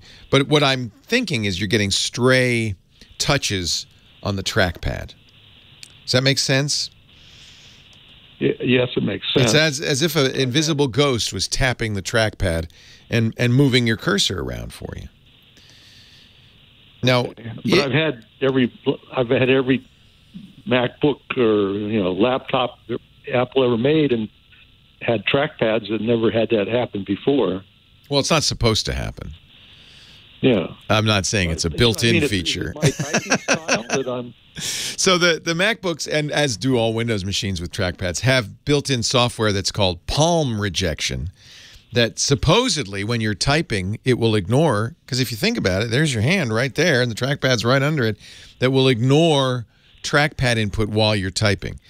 That palm rejection software may have been disabled or turned off. I don't think there's a setting on the Mac to turn it off, but you might check. But more likely what's happened is one of two possibilities. The one is easy, is just like a little schmutz on the trackpad that's sending a signal. The less exciting one is that there maybe is a short or a failure in the physical failure in the hardware of the trackpad that's causing that. In either case, probably the best thing to do would be to bring it to the Apple Store. How old is the MacBook? About a year. Yeah, so the about is important. If it's less than a year, it's under warranty. If it's more than a year, you might be paying for the fix yourself. Okay. The genius will have some advice, some sage advice for you. One other thing that you might want to try, and Scooter X in our chat room says sometimes this helps, is something called resetting the SMC. If you've had a Mac for a while, you know that there are some magic keystrokes. Remember the old days where you do Command-Option-PR to reset the parameter RAM? Reset the param. You remember that? Many a time. Well, yeah. That's still appropriate, and I wouldn't mind a couple of those. You Command-Option-PR and reboot, on reboot, and then wait for it to bong a couple of times. But then resetting the SMC is also can be valuable. The SMC is responsible for a lot of low-level stuff on the Mac, and sometimes can maybe be indicated in something like this. So there is an Apple tech note that will describe how to do this. We'll put that in our show notes at techguylabs.com. Okay. Your battery's non-removable, so what you do is you shut it down, and then get ready for this. Press Shift Control. This is one of those magic voodoo things. Shift Control Option on the left side, not on the right, on the left. Shift Control Option, and then turn on the power. Hold all of the keys, including the power button, for 10 seconds, and then release all the keys, and then press the power button again. Do this several times just in case. I'm going to have to print that. I know. That's why I'm going to give you the link. It's a support document from Apple, HT201-295, or you can search for it. But it's resetting the SMC. One other quick issue. On your advice, I purchased a VPN and a software VPN. Okay. And now I cannot sign on to many websites. And most importantly, my bank won't let me sign on to the server. Because bad guys often use VPNs to hide their location when they're trying to hack the bank. So there's no way around that. Yeah, just as what you have to do, and all VPNs will let you do this, is you can say, with the exception of this, don't block this, or turn it off, go to the bank, and then come back. And the truth is, because you're on an SSL link, and it really is actually, it's an excellent point, because disabling the VPN, if you're at that coffee shop and that bad guy that we talk about, the imaginary bad guy sitting there, the minute you disable the VPN, you know you're kind of sitting there. But just go to the bank and then turn the VPN back on.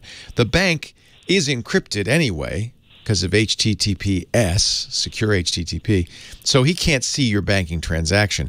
He would, however, be able to see that you're going to your bank, but he wouldn't be able to see anything else. Oh, okay. But so it's safe to do that. In fact, one of the reasons I don't always use a VPN is when you're doing secure transactions, the bad guy can't see inside that. That's Facebook, Gmail, your bank, Amazon, anywhere you're going. And more of the web is secure. In fact, as of the latest version of Chrome, Google is so hot on this, they call it HTTPS secure everywhere, They're so hot on it that now on Google's browser, Chrome, if you go to a site that's not HTTPS, it'll flash a thing that says site insecure site. And starting in the fall, that thing will be red. So that's a lot of pressure on sites to fix this problem. And so more and more sites, all of our sites now are HTTPS. Doesn't mean you don't need a VPN. There's other reasons you might want to use a VPN, but it does eliminate the big loophole that people could see what you're doing. You're safe on your bank. Hey, thanks for the call. I appreciate it. 8888 Ask Leo, that's my phone number. We're going to take more of your calls in just a bit. Leo Laporte, the tech guy. Leo Laporte, the tech guy. Winding my way down to Geeky Street. 8888 Ask Leo. Michael in Orlando, Florida. Hello, Michael. Hey, how you doing? I'm well. How are you? Well, I grew up. You grew up where? I grew up and grew old with you over the years.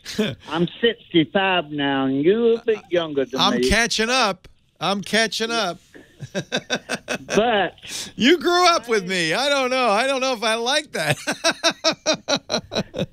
Well, I need help, Leo Kenobi. Yes, I'm going to help you. What can I do for you? Okay, I got some Octane theater chairs, 3 that are curved. I got Samsung speakers, the 5.1.4. Okay. Now, I also got the Fire TV, and the Apple TV, but I'm not sure what TV to get. You got all that, but you don't have a TV? No, I do have. Oh, okay. I mean, I want one on the wall. You want a new one. So you've got all the accoutrement, but you don't have the centerpiece to all of this. And so you're ready to do 4K. It sounds like you got all the 4K stuff, yeah? Well, I had a 4K TV and a video, and it went south on me. Oh, I'm sorry. Did you like 4K? Did you appreciate it?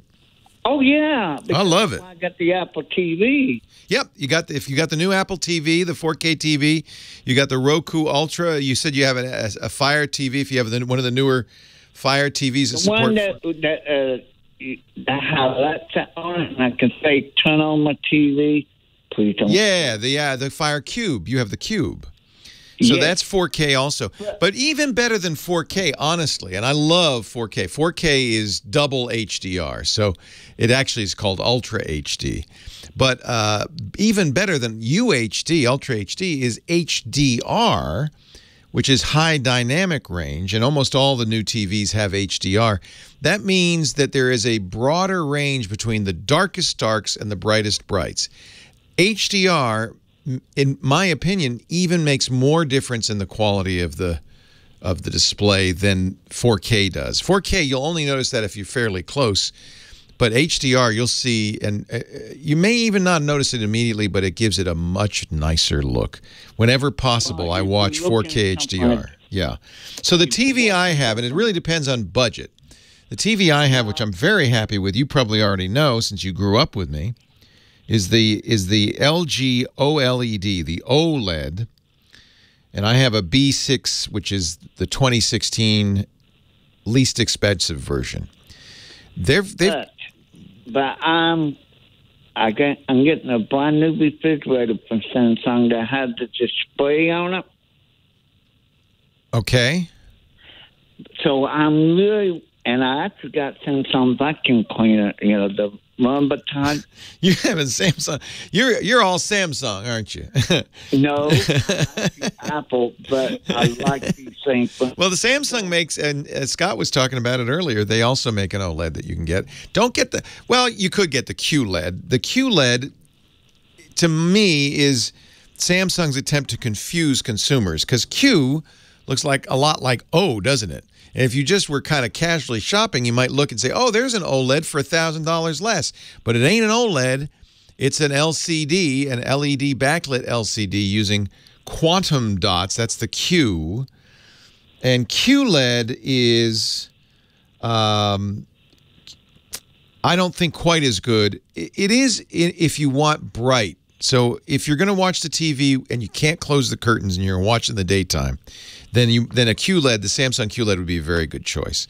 But I got. I'm looking at the frame. You're looking at the frame. Frame, Frame. Oh, you're looking at the frame. You don't like the bezels? No, and I like the fact that I got a lot of artwork from work that they. Oh, so you kind of want this to be like a painting hanging on the wall? Yes, with all the other ones. But I also was looking at some of but it only come up to 65 inches. I currently have the Vizio I had was 70 inch. You want a 70 inch? I actually want more. You want more? 82 inch. You want an 80 inch TV? Well, that kind of narrows down your choices a little bit, but there are some 80 inch TVs. I think Vizio is actually has a very nice one. Sony has a 77. Boy, an 80 inch. Samsung has an 82. The QLED comes in 82. Yeah. Yeah. So I would. And it has. Okay, go ahead. I would look at the QLED. Absolutely. $4,000 for the 82 inch. That's the Best Buy price. It's 4K UHD HDR. It's especially good in a brighter room room you can't darken. I think that's I like my room dark, but my husband, he liked to turn all the lights on. Son of a gun! How dare he? I know. I keep telling him that. Even though I have the huge lights, he won't let me turn it down. He doesn't make you watch TV with all the lights on, does he? Yes. Was he afraid of the dark? No. He just thinks he shouldn't watch TV in the dark. Oh, he's like me. His mother said, don't watch TV in the dark. Yeah. But it'll ruin your eyes. Well, did you hear my conversation earlier with Scott about ambient light? It's a good idea. Get those Hue Go lights, put them behind the TV. It'll just kind of, and then you can. I have that. Oh, you're set, man. You got it all. I would say get the Samsung. If you want 82, you don't have a lot of choices. That QLED is an excellent choice. Best Buy has it for $4,000, which I think is actually a pretty good price. And then I have to get it. Now, that comes with the One Connect. Hold on a sec. I'm going to have to take a break. We'll come back with more.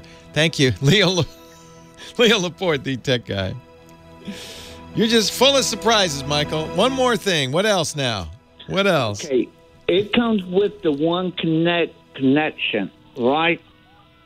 I don't know. You're saying one HDMI or no? It has no. It has the box that is not connect. It connects. Oh, that thing. Yeah, boy, I hate that on my Samsung OLED. Are they still doing that? I hate that. Why? Well, the advantage of it is that it makes the TVs thinner, right? Because all of the electronics are an external box. And easy to connect everything then. Yeah, no, it's not. Yeah, no. I don't know. I guess it's fine, and in theory, it's upgradable, although they don't ever upgrade it. They never upgraded mine. But in theory, since all the electronics are external, it could be upgraded. It can be replaced if it goes bad. So, yeah, no, all right. I'm not against the One Connect. That's fine. I don't know if this new one does have the One Connect. Yes, they do. It does? Okay. Now, what does it mean by to connect the speakers, which the Samsung speakers, with HDMI ARC? You can use ARC, the audio return channel, and the only reason you want ARC is if the TV itself or the one box is generating the content, then you need a way to get the audio from the TV into your stereo. Or, boy, I sound like an old school guy when I say that, into your into your surround sound. So but the best way, and generally the way you do it, is with an optical cable. Do you have an AV receiver or do you have a sound bar? It's going to be the Samsung HK950, which is a 4.1.4. 5.1.4. It's a sound bar, though. And so the sound bar, some sound bars do support HDMI ARC. It does. All right, then you're good. And the TV, both of the TVs has that. Usually what I do is I connect the sound bar via the optical cable from the TV. This is an Atmos. So do you have it yet? I got it, but I'm going to connect everything because... Oh, you don't have the rest of it yet. Yeah. That looks pretty sweet. Best Buy connect everything together. And because... you must be... Michael, you're obviously independently wealthy. No, I just took refinanced my home. Oh, you mortgaged your house for this home theater? Oh, my goodness. What's your husband think of that? I paid off all my debt. Oh, good for you. I'm totally debt-free. Isn't that a nice feeling? Yes, and I want to live comfortable. I'm 65. I'm still working. I enjoy working. But, I listen to at work. I do data entry. I listen to all podcasts. Love you. I love you. Now, Michael, let me guess, because the way you said Woik, you're from New Orleans, aren't you? No, but I love New Orleans. You have a little Cajun in there. Oh, yeah. I was there for over a month in May and June. Well, where'd you come from originally? West Virginia. Oh, okay. I hear the West Virginia in there, yeah. But you say Woik, and I thought, well, that's a little bit of that sounds like Dr. John, the night tripper there. Yeah, I noticed that. But the first time I went to New Orleans, I got off the bus, and I couldn't. There was an old Cajun guy. Oh, I love that. To help you, and I could not understand. Oh, I know. It's a tough accent, isn't it? And I said, "What language are you?" Yeah.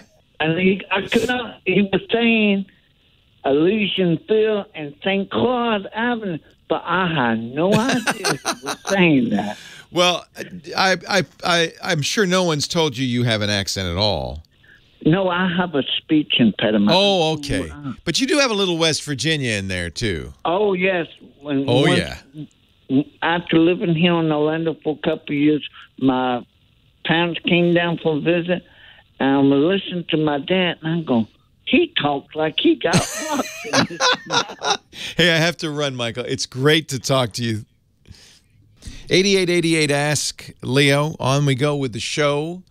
Actually, before we go on, I just want to mention Michael's is interesting because he started not with the TV, but with all the stuff. This sound bar and the Fire TV and the Apple TV.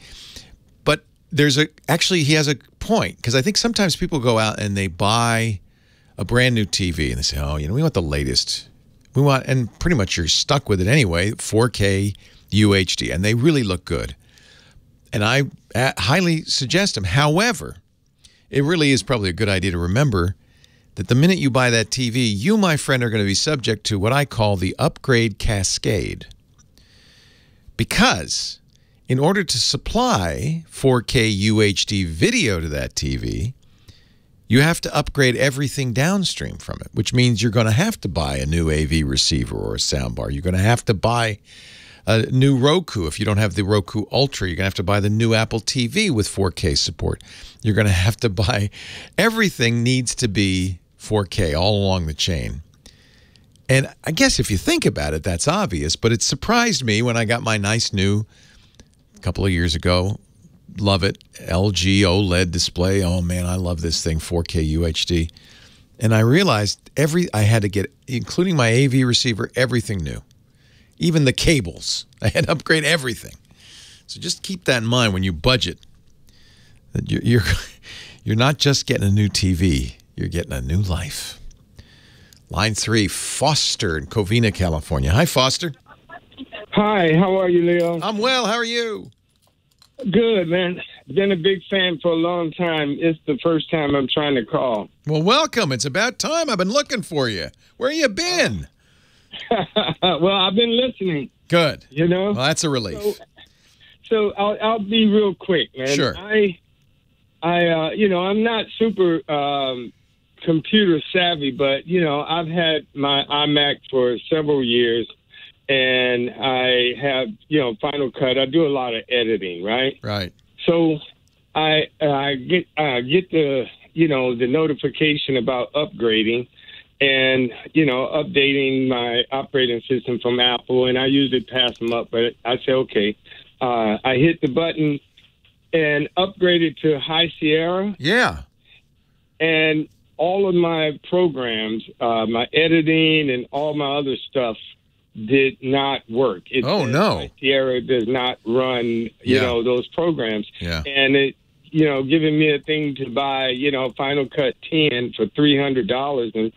And I was just wondering, it seems, illegal, man, because I know there's millions of people and that, have, Final Cut 7, and to have to do that, for them to say, oh, all your old stuff is dead. Now you have to, spend more money. And I wish they had been more clear ahead of time when you did the upgrade that this might happen.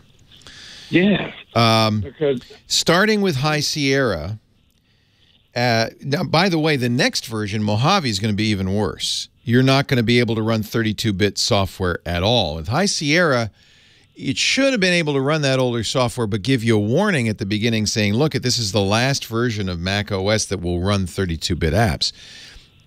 You may have apps that are so old that High Sierra can't run them at all. You're sure they're not running, or did you just get the warning? No, they won't run. They won't run. Yeah. So they must be really, really old. Theoretically, you could still use 32-bit apps with High Sierra, but Mojave is going to be the cutoff. So in some cases, you just need to update those apps. Most of those apps, you should update them, and they should work. Apps that are more than 10 years old may not work. And this is a real challenge. Oh, I'm sorry. Mojave's not the cutoff. The next one, Mojave will warn you, and then the next one will be the cutoff. All right. At some point, and this is Apple. This is Apple in a nutshell, and in a way, I celebrate it. It's the difference between Microsoft and Apple. Microsoft with Windows has had for years this very strong culture that we will continue to support everything that ever ran. If it ran on Windows, if it ran on Windows 95, it should run on Windows 10. There's a drawback to doing that. It's an interesting business strategy, and it really comes from Microsoft's belief that people who run Windows machines don't upgrade very often, and they're often running old. And really, the main purpose, because Windows are used mostly in business, or often used in business, is there are a lot of line of business applications that just don't get updated. A special realty or contractor software that was written in 1998 and hasn't been updated since. It's not unusual for people to be running that stuff on Windows. And so Microsoft's really, but it's hard. Every time there's a new version of Windows, Microsoft has engineers, hundreds of them, dedicated to testing every app and literally writing custom code for those apps that don't work. Oh, well, I see that. So there's code. If you look in Windows, and it's one of the reasons Windows has become a bit of a hairball, there's code in there that says, oh, are you running Contractor Suite 1992? Well, then we better do this. And it's on the one hand, it's a great thing for users. Apple, completely in contrast, has been very quick and maybe some people say too quick to just abandon the old stuff. Say, we don't. When they switched from PowerPC to Intel for a little while, they provided compatibility, but after a while they said, no, we're not going to. You got to get a new program. So some of your stuff may be really old. It may be so old that, it must be really old. Most programs in the last 10 years should run fine on High Sierra. Couple of things you can do. Certainly seek upgrades for the stuff that you can upgrade. And in many cases, those upgrades won't cost a lot. Final Cut Pro 7 has been superseded by Final Cut Pro 10. I'm surprised it won't work. But the real problem you're going to face is that the user interface is dramatically different. And I can understand why you wouldn't want to. It's not just the $300. It's that everything has changed. And this was, again, this is very Apple-y. They were willing to cut off generation of Final Cut users and say, nope. And they did this with iMovie, by the way. They did it with Photos, iPhoto. Nope. We're going to start from scratch. The advantage is, unlike Windows, you don't have these, you get modern programs that are faster and cleaner. The disadvantage is a lot of users are left in the dust and they don't want to spend the money. It's just the Apple way of doing things. I'm sorry to say. Even Microsoft has started to do that. You can't get Windows Movie Maker anymore. A lot of Microsoft software written in the days of Windows XP and Windows 7 are no longer available. Windows Media Center is gone.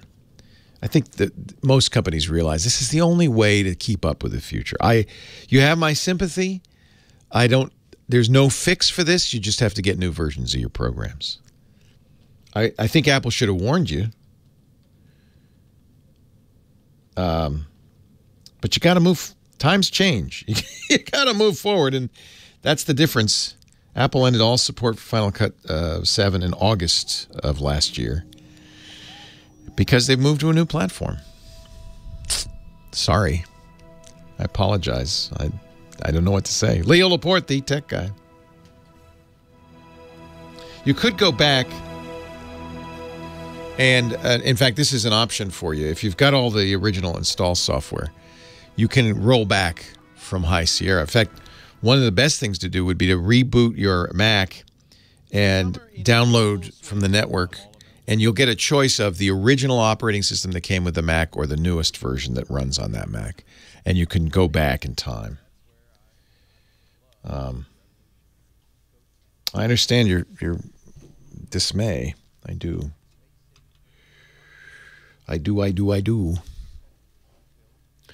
Dickie D, hello. Hello, Leo. How are things? Things are good. And you? Very good. We're going to Tahoe next week. Oh, what's out there? There's a lake, I think. I'm told. I don't know. Are you going just to see the lake? Yes, I've heard there's giant bodies of water that are not the ocean. Oh, okay. Yeah. I thought you were going to say there are giant bodies in the lake. I was going to say there may be. Yeah, I know. There that police force better get on the ball. You never know with Lake Tahoe. It's a big lake. We just thought we'd get a little getaway. Oh, good. But Okay. I'll be back. And you and I are recording for our big vacation on the 18th. On the 18th, correct. We're doing 2 extra spots. I see that here on my call sheet. Yes. Good. Speaking of Microsoft, I went on the other day and says, we've upgraded your Skype. Oh, I know. This got a lot of people mad. Oh, my God. It said, look at this. You can now type your messages in colors. No! And then I said, well, wait a minute. I don't like this. Suddenly my camera's wide. Let me go up to just camera. Nope. Oh, it's gone. No settings. No settings anymore. No settings. No audio, no video, but you can type your swear words in color. Woo! Oh, boy. Oh, boy. Well, I don't know what to say. Well, it's a problem for all our hosts. They're all suffering. Yes. Well, I went and found classic Skype and I put it in, and I'm getting warnings constantly. This version of Skype will soon be turned off. Wow. But at least I got my commands back for a while. Wow. Yeah, I think they're gonna. I think they are kind of back patching in stuff that they took out. I hope that would be good. Yeah. Otherwise, I have to clean all my apartment. This way, I only have to clean a 2-foot square that you see. It is rather wide. I didn't realize that's why it's so wide, huh? Yes. Wow. Where can I buy a 2 terabyte flash drive for $5? Captain At J Wish. wants to know. At Wish? Yes. Apparently, that's an in joke. Yes. The late great Donna Summer. Never mind. The late great Thelma Houston. Never mind. She's still with us. Don't leave me this way. Forget it. Don't leave me this way. That's it. Leave me this way. Oh, my. Sorry, Thelma. I didn't mean to prematurely kill you off. Ladies and gentlemen, that disco sound can mean only one thing. It's time to dance on the Tech Guy Show. Dick D. Bartolo's here at Mad Magazine's maddest writer. We call him the Gizwiz because he's a wizard of gizmos. Hello, Dickie D. Leo, how you doing, pal? I'm doing great. And we play your disco music because you're a There we go. Oh, because you're a disco guy. Yeah. You and I are wearing the disco shirts. We are. We're ready. But you don't. You know, this fabric, it doesn't breathe. But if you better stay away from open flame because it will melt. In that heat that you're suffering in New York City and all over the country this week, man. My mom says she's melting in Rhode Island. Oh, my gosh. Yeah. I don't. Yeah. She's it's bad. Yeah. She's just turned the air conditioning on high and stays in bed all day. So what can I do for you, Dickie D? All right. So I had a little problem, and I found a $5 gadget. $5 gadget? That I like a lot. Now, you probably know about these, but if you don't, so I bought an HP computer monitor. Yeah. And I wanted it as close to the back wall where my desk is as possible. Yeah. For some strange reason, the HDMI cable comes directly out the back. Oh. So by the time you put the cable in there and then have enough turn for the cable to go off to the right, it's like almost 3 inches from the wall. You know what you need? Oh, do you already know what they are? You need like a little elbow joint. Oh, do they make little elbow? They make little elbow joints. That you can have the cable go in any direction you want. Oh, that's a pivoting elbow joint. Oh, well, no, you buy it. You buy it 90 degree, 270. Years ago, there was a company that made a rotating, and I said, you know, I had it in the warehouse, and I plugged it in, and I turned it once, and it stopped working. It stopped working. Because they had the plug rotates, so they forgot to rotate the cable too. The cable. So you just ripped the thing right out. Yeah. Exactly. I think their instructions did say rotate just once and never touch it again. Oh, that's funny. Yeah. Oh, so then I like that. And later on, I needed another cable. And I'm searching cables. And I go, you know what? Does anybody make cables where the connector is already built in at 90 degrees? Oh. And yes, indeed, there's a company that does. And the cables, I don't know how good they are, but they're terribly Well, there's a recommendation. Yeah, well, I'm using it. Oh, it's working. It's working fine. Well, that's all. That's good enough. Yeah, exactly. I don't have the 90K TV like you. You know, I have a 3.5K because you had warned me if I get a 4K, I would have to replace everything else. Yes. So I said to the guy, I can't go 4K. Yeah. He said, give me 3.8. I don't want to go the whole way. No. Exactly. So Cable Creations makes these other cables that already come with the angle built in, and they come in 3, 6, and 15 feet. And that's what I needed. I needed a 15-foot cable, and it works fine. Very right nice. now, my TV set, my HP monitor is almost flat against the wall. Yeah. About half an inch out. Now, where did you get this one? Although I got both of them on Amazon. Okay. Yeah, they're both on my website.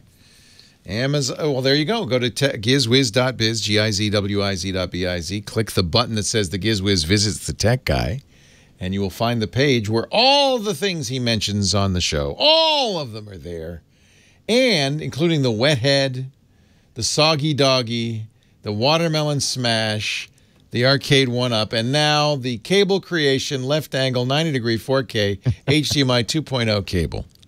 Exactly. It's all there, my friends. And when you go there, you should also take advantage of the What the Heck Is It contest, a chance to win an autographed copy of Mad Magazine for identifying what is obviously the light that goes on the hood of a police car.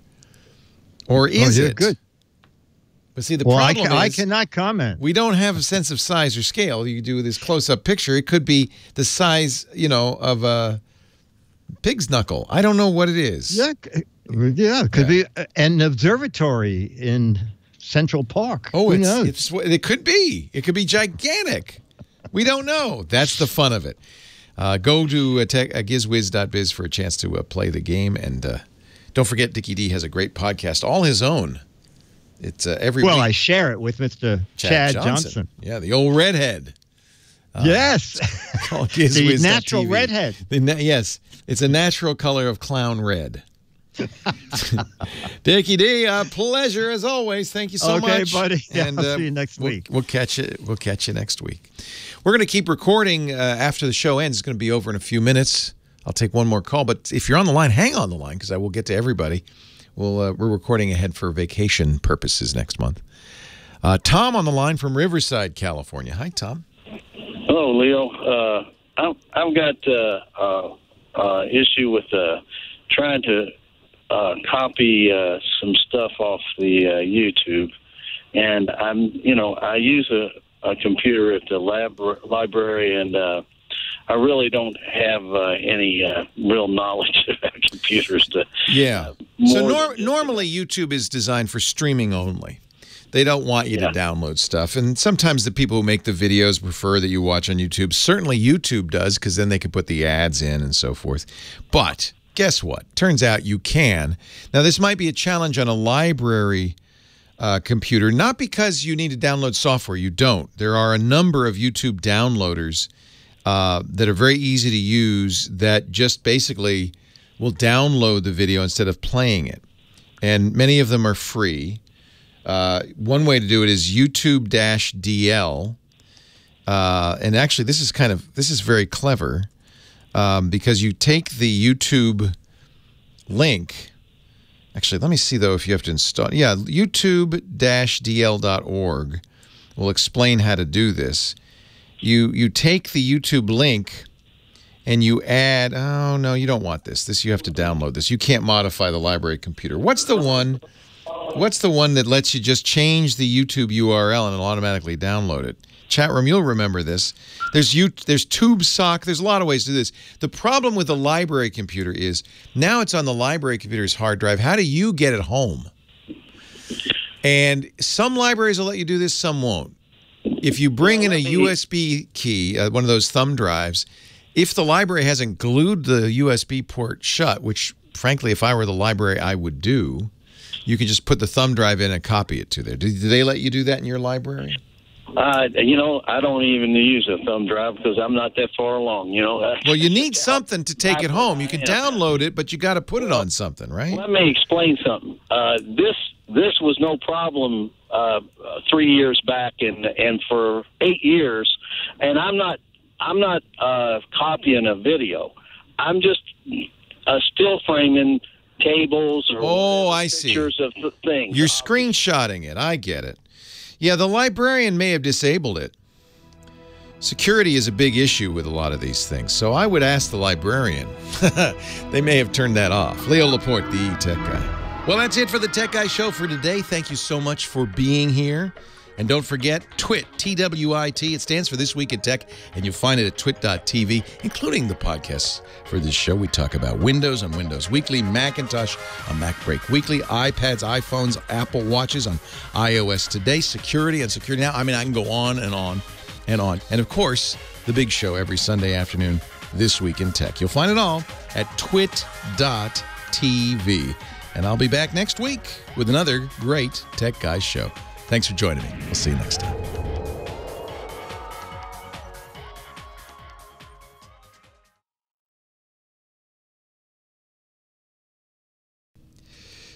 One of the links is YouTubeMP4.to will let you copy the whole thing.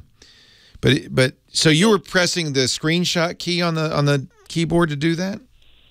Well, I just go to the print. Print screen. The print screen, and it was always I could copy it at any time. I just stop the video and copy a frame, and then you get the file and email it to yourself or something like that. No, you don't have to do it. You print it out. Oh, you print it out. Print it off on the printer.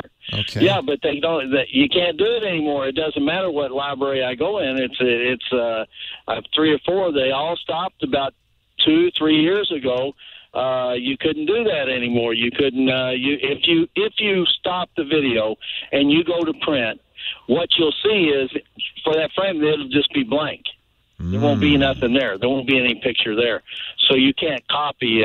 You can't copy it. Now, some people they can if you go and put it on your desktop and you save it there and then go back and pull it up and copy it. I think you can do that if you know how. I mean, it's not that complicated. It's very simple if you know what you're doing. But I don't really know. I wonder. So I'm trying this right now. You're talking about a Windows computer, right? Yeah. Yeah, I'm trying this right now. Okay. Let me just press Function key, print screen. And I've got the snipping mode, and I'm going to just snip that screenshot from the YouTube thing. Well, I was able to do it. So I'm wondering I'm wondering if that's, again, something that the libraries... YouTube has not disabled this feature. So let me look at it again. So instead of printing the whole screen, I just want to get this part of this video. I got a little YouTube video. I want this thing. I've paused the video. I press, on this is a laptop, so I press Function key, print screen, and then the snipping tool is going to come up, and I'm going to say, yes, I want a new snip, and it's going to be this right here, so I just get the screen, and then it says, yep, and now I have it, and now I can save as... or you said you print it, but I should, capture.ping. So all of this is working still. My guess is that the libraries may have disabled this, and they certainly can, and I can print it as well. So try this instead of full screen. Try the snipping tool, which is on my computer, and this may vary different computers. But I press the Function key and the print screen button, and it pops up a program called that's on Windows called the snipping tool. This is on Windows 10. Tool, okay. Yeah. And then I can say, I just want to cut, and that's probably what you want anyway. You don't want to print out the whole screen. You just want to print out. I just want one frame. That's one frame, I just want the picture of a chart or whatever, So you select it. It's now snipped, and I can print it. I can save it. I can email it. I can do anything I want with it. Okay. I'll look at that. I appreciate that. That's the snipping tool. I think that's, if it doesn't work, that's because the library's probably got an email from Google saying, don't allow that. Yeah, I'll do that, and I'll check with the tech guy at the library, and I'll he should help you. That'll be the next step, and I appreciate that, Leo. He should help you. My pleasure. Really yep. Thank you. Have a good one. All right.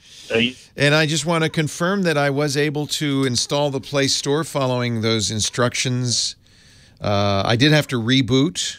That makes sense to get those Google services running, but there's the Play Store. I can't get to it. But that's another problem. There's the Play Store, and now I'm able to download apps. And yep.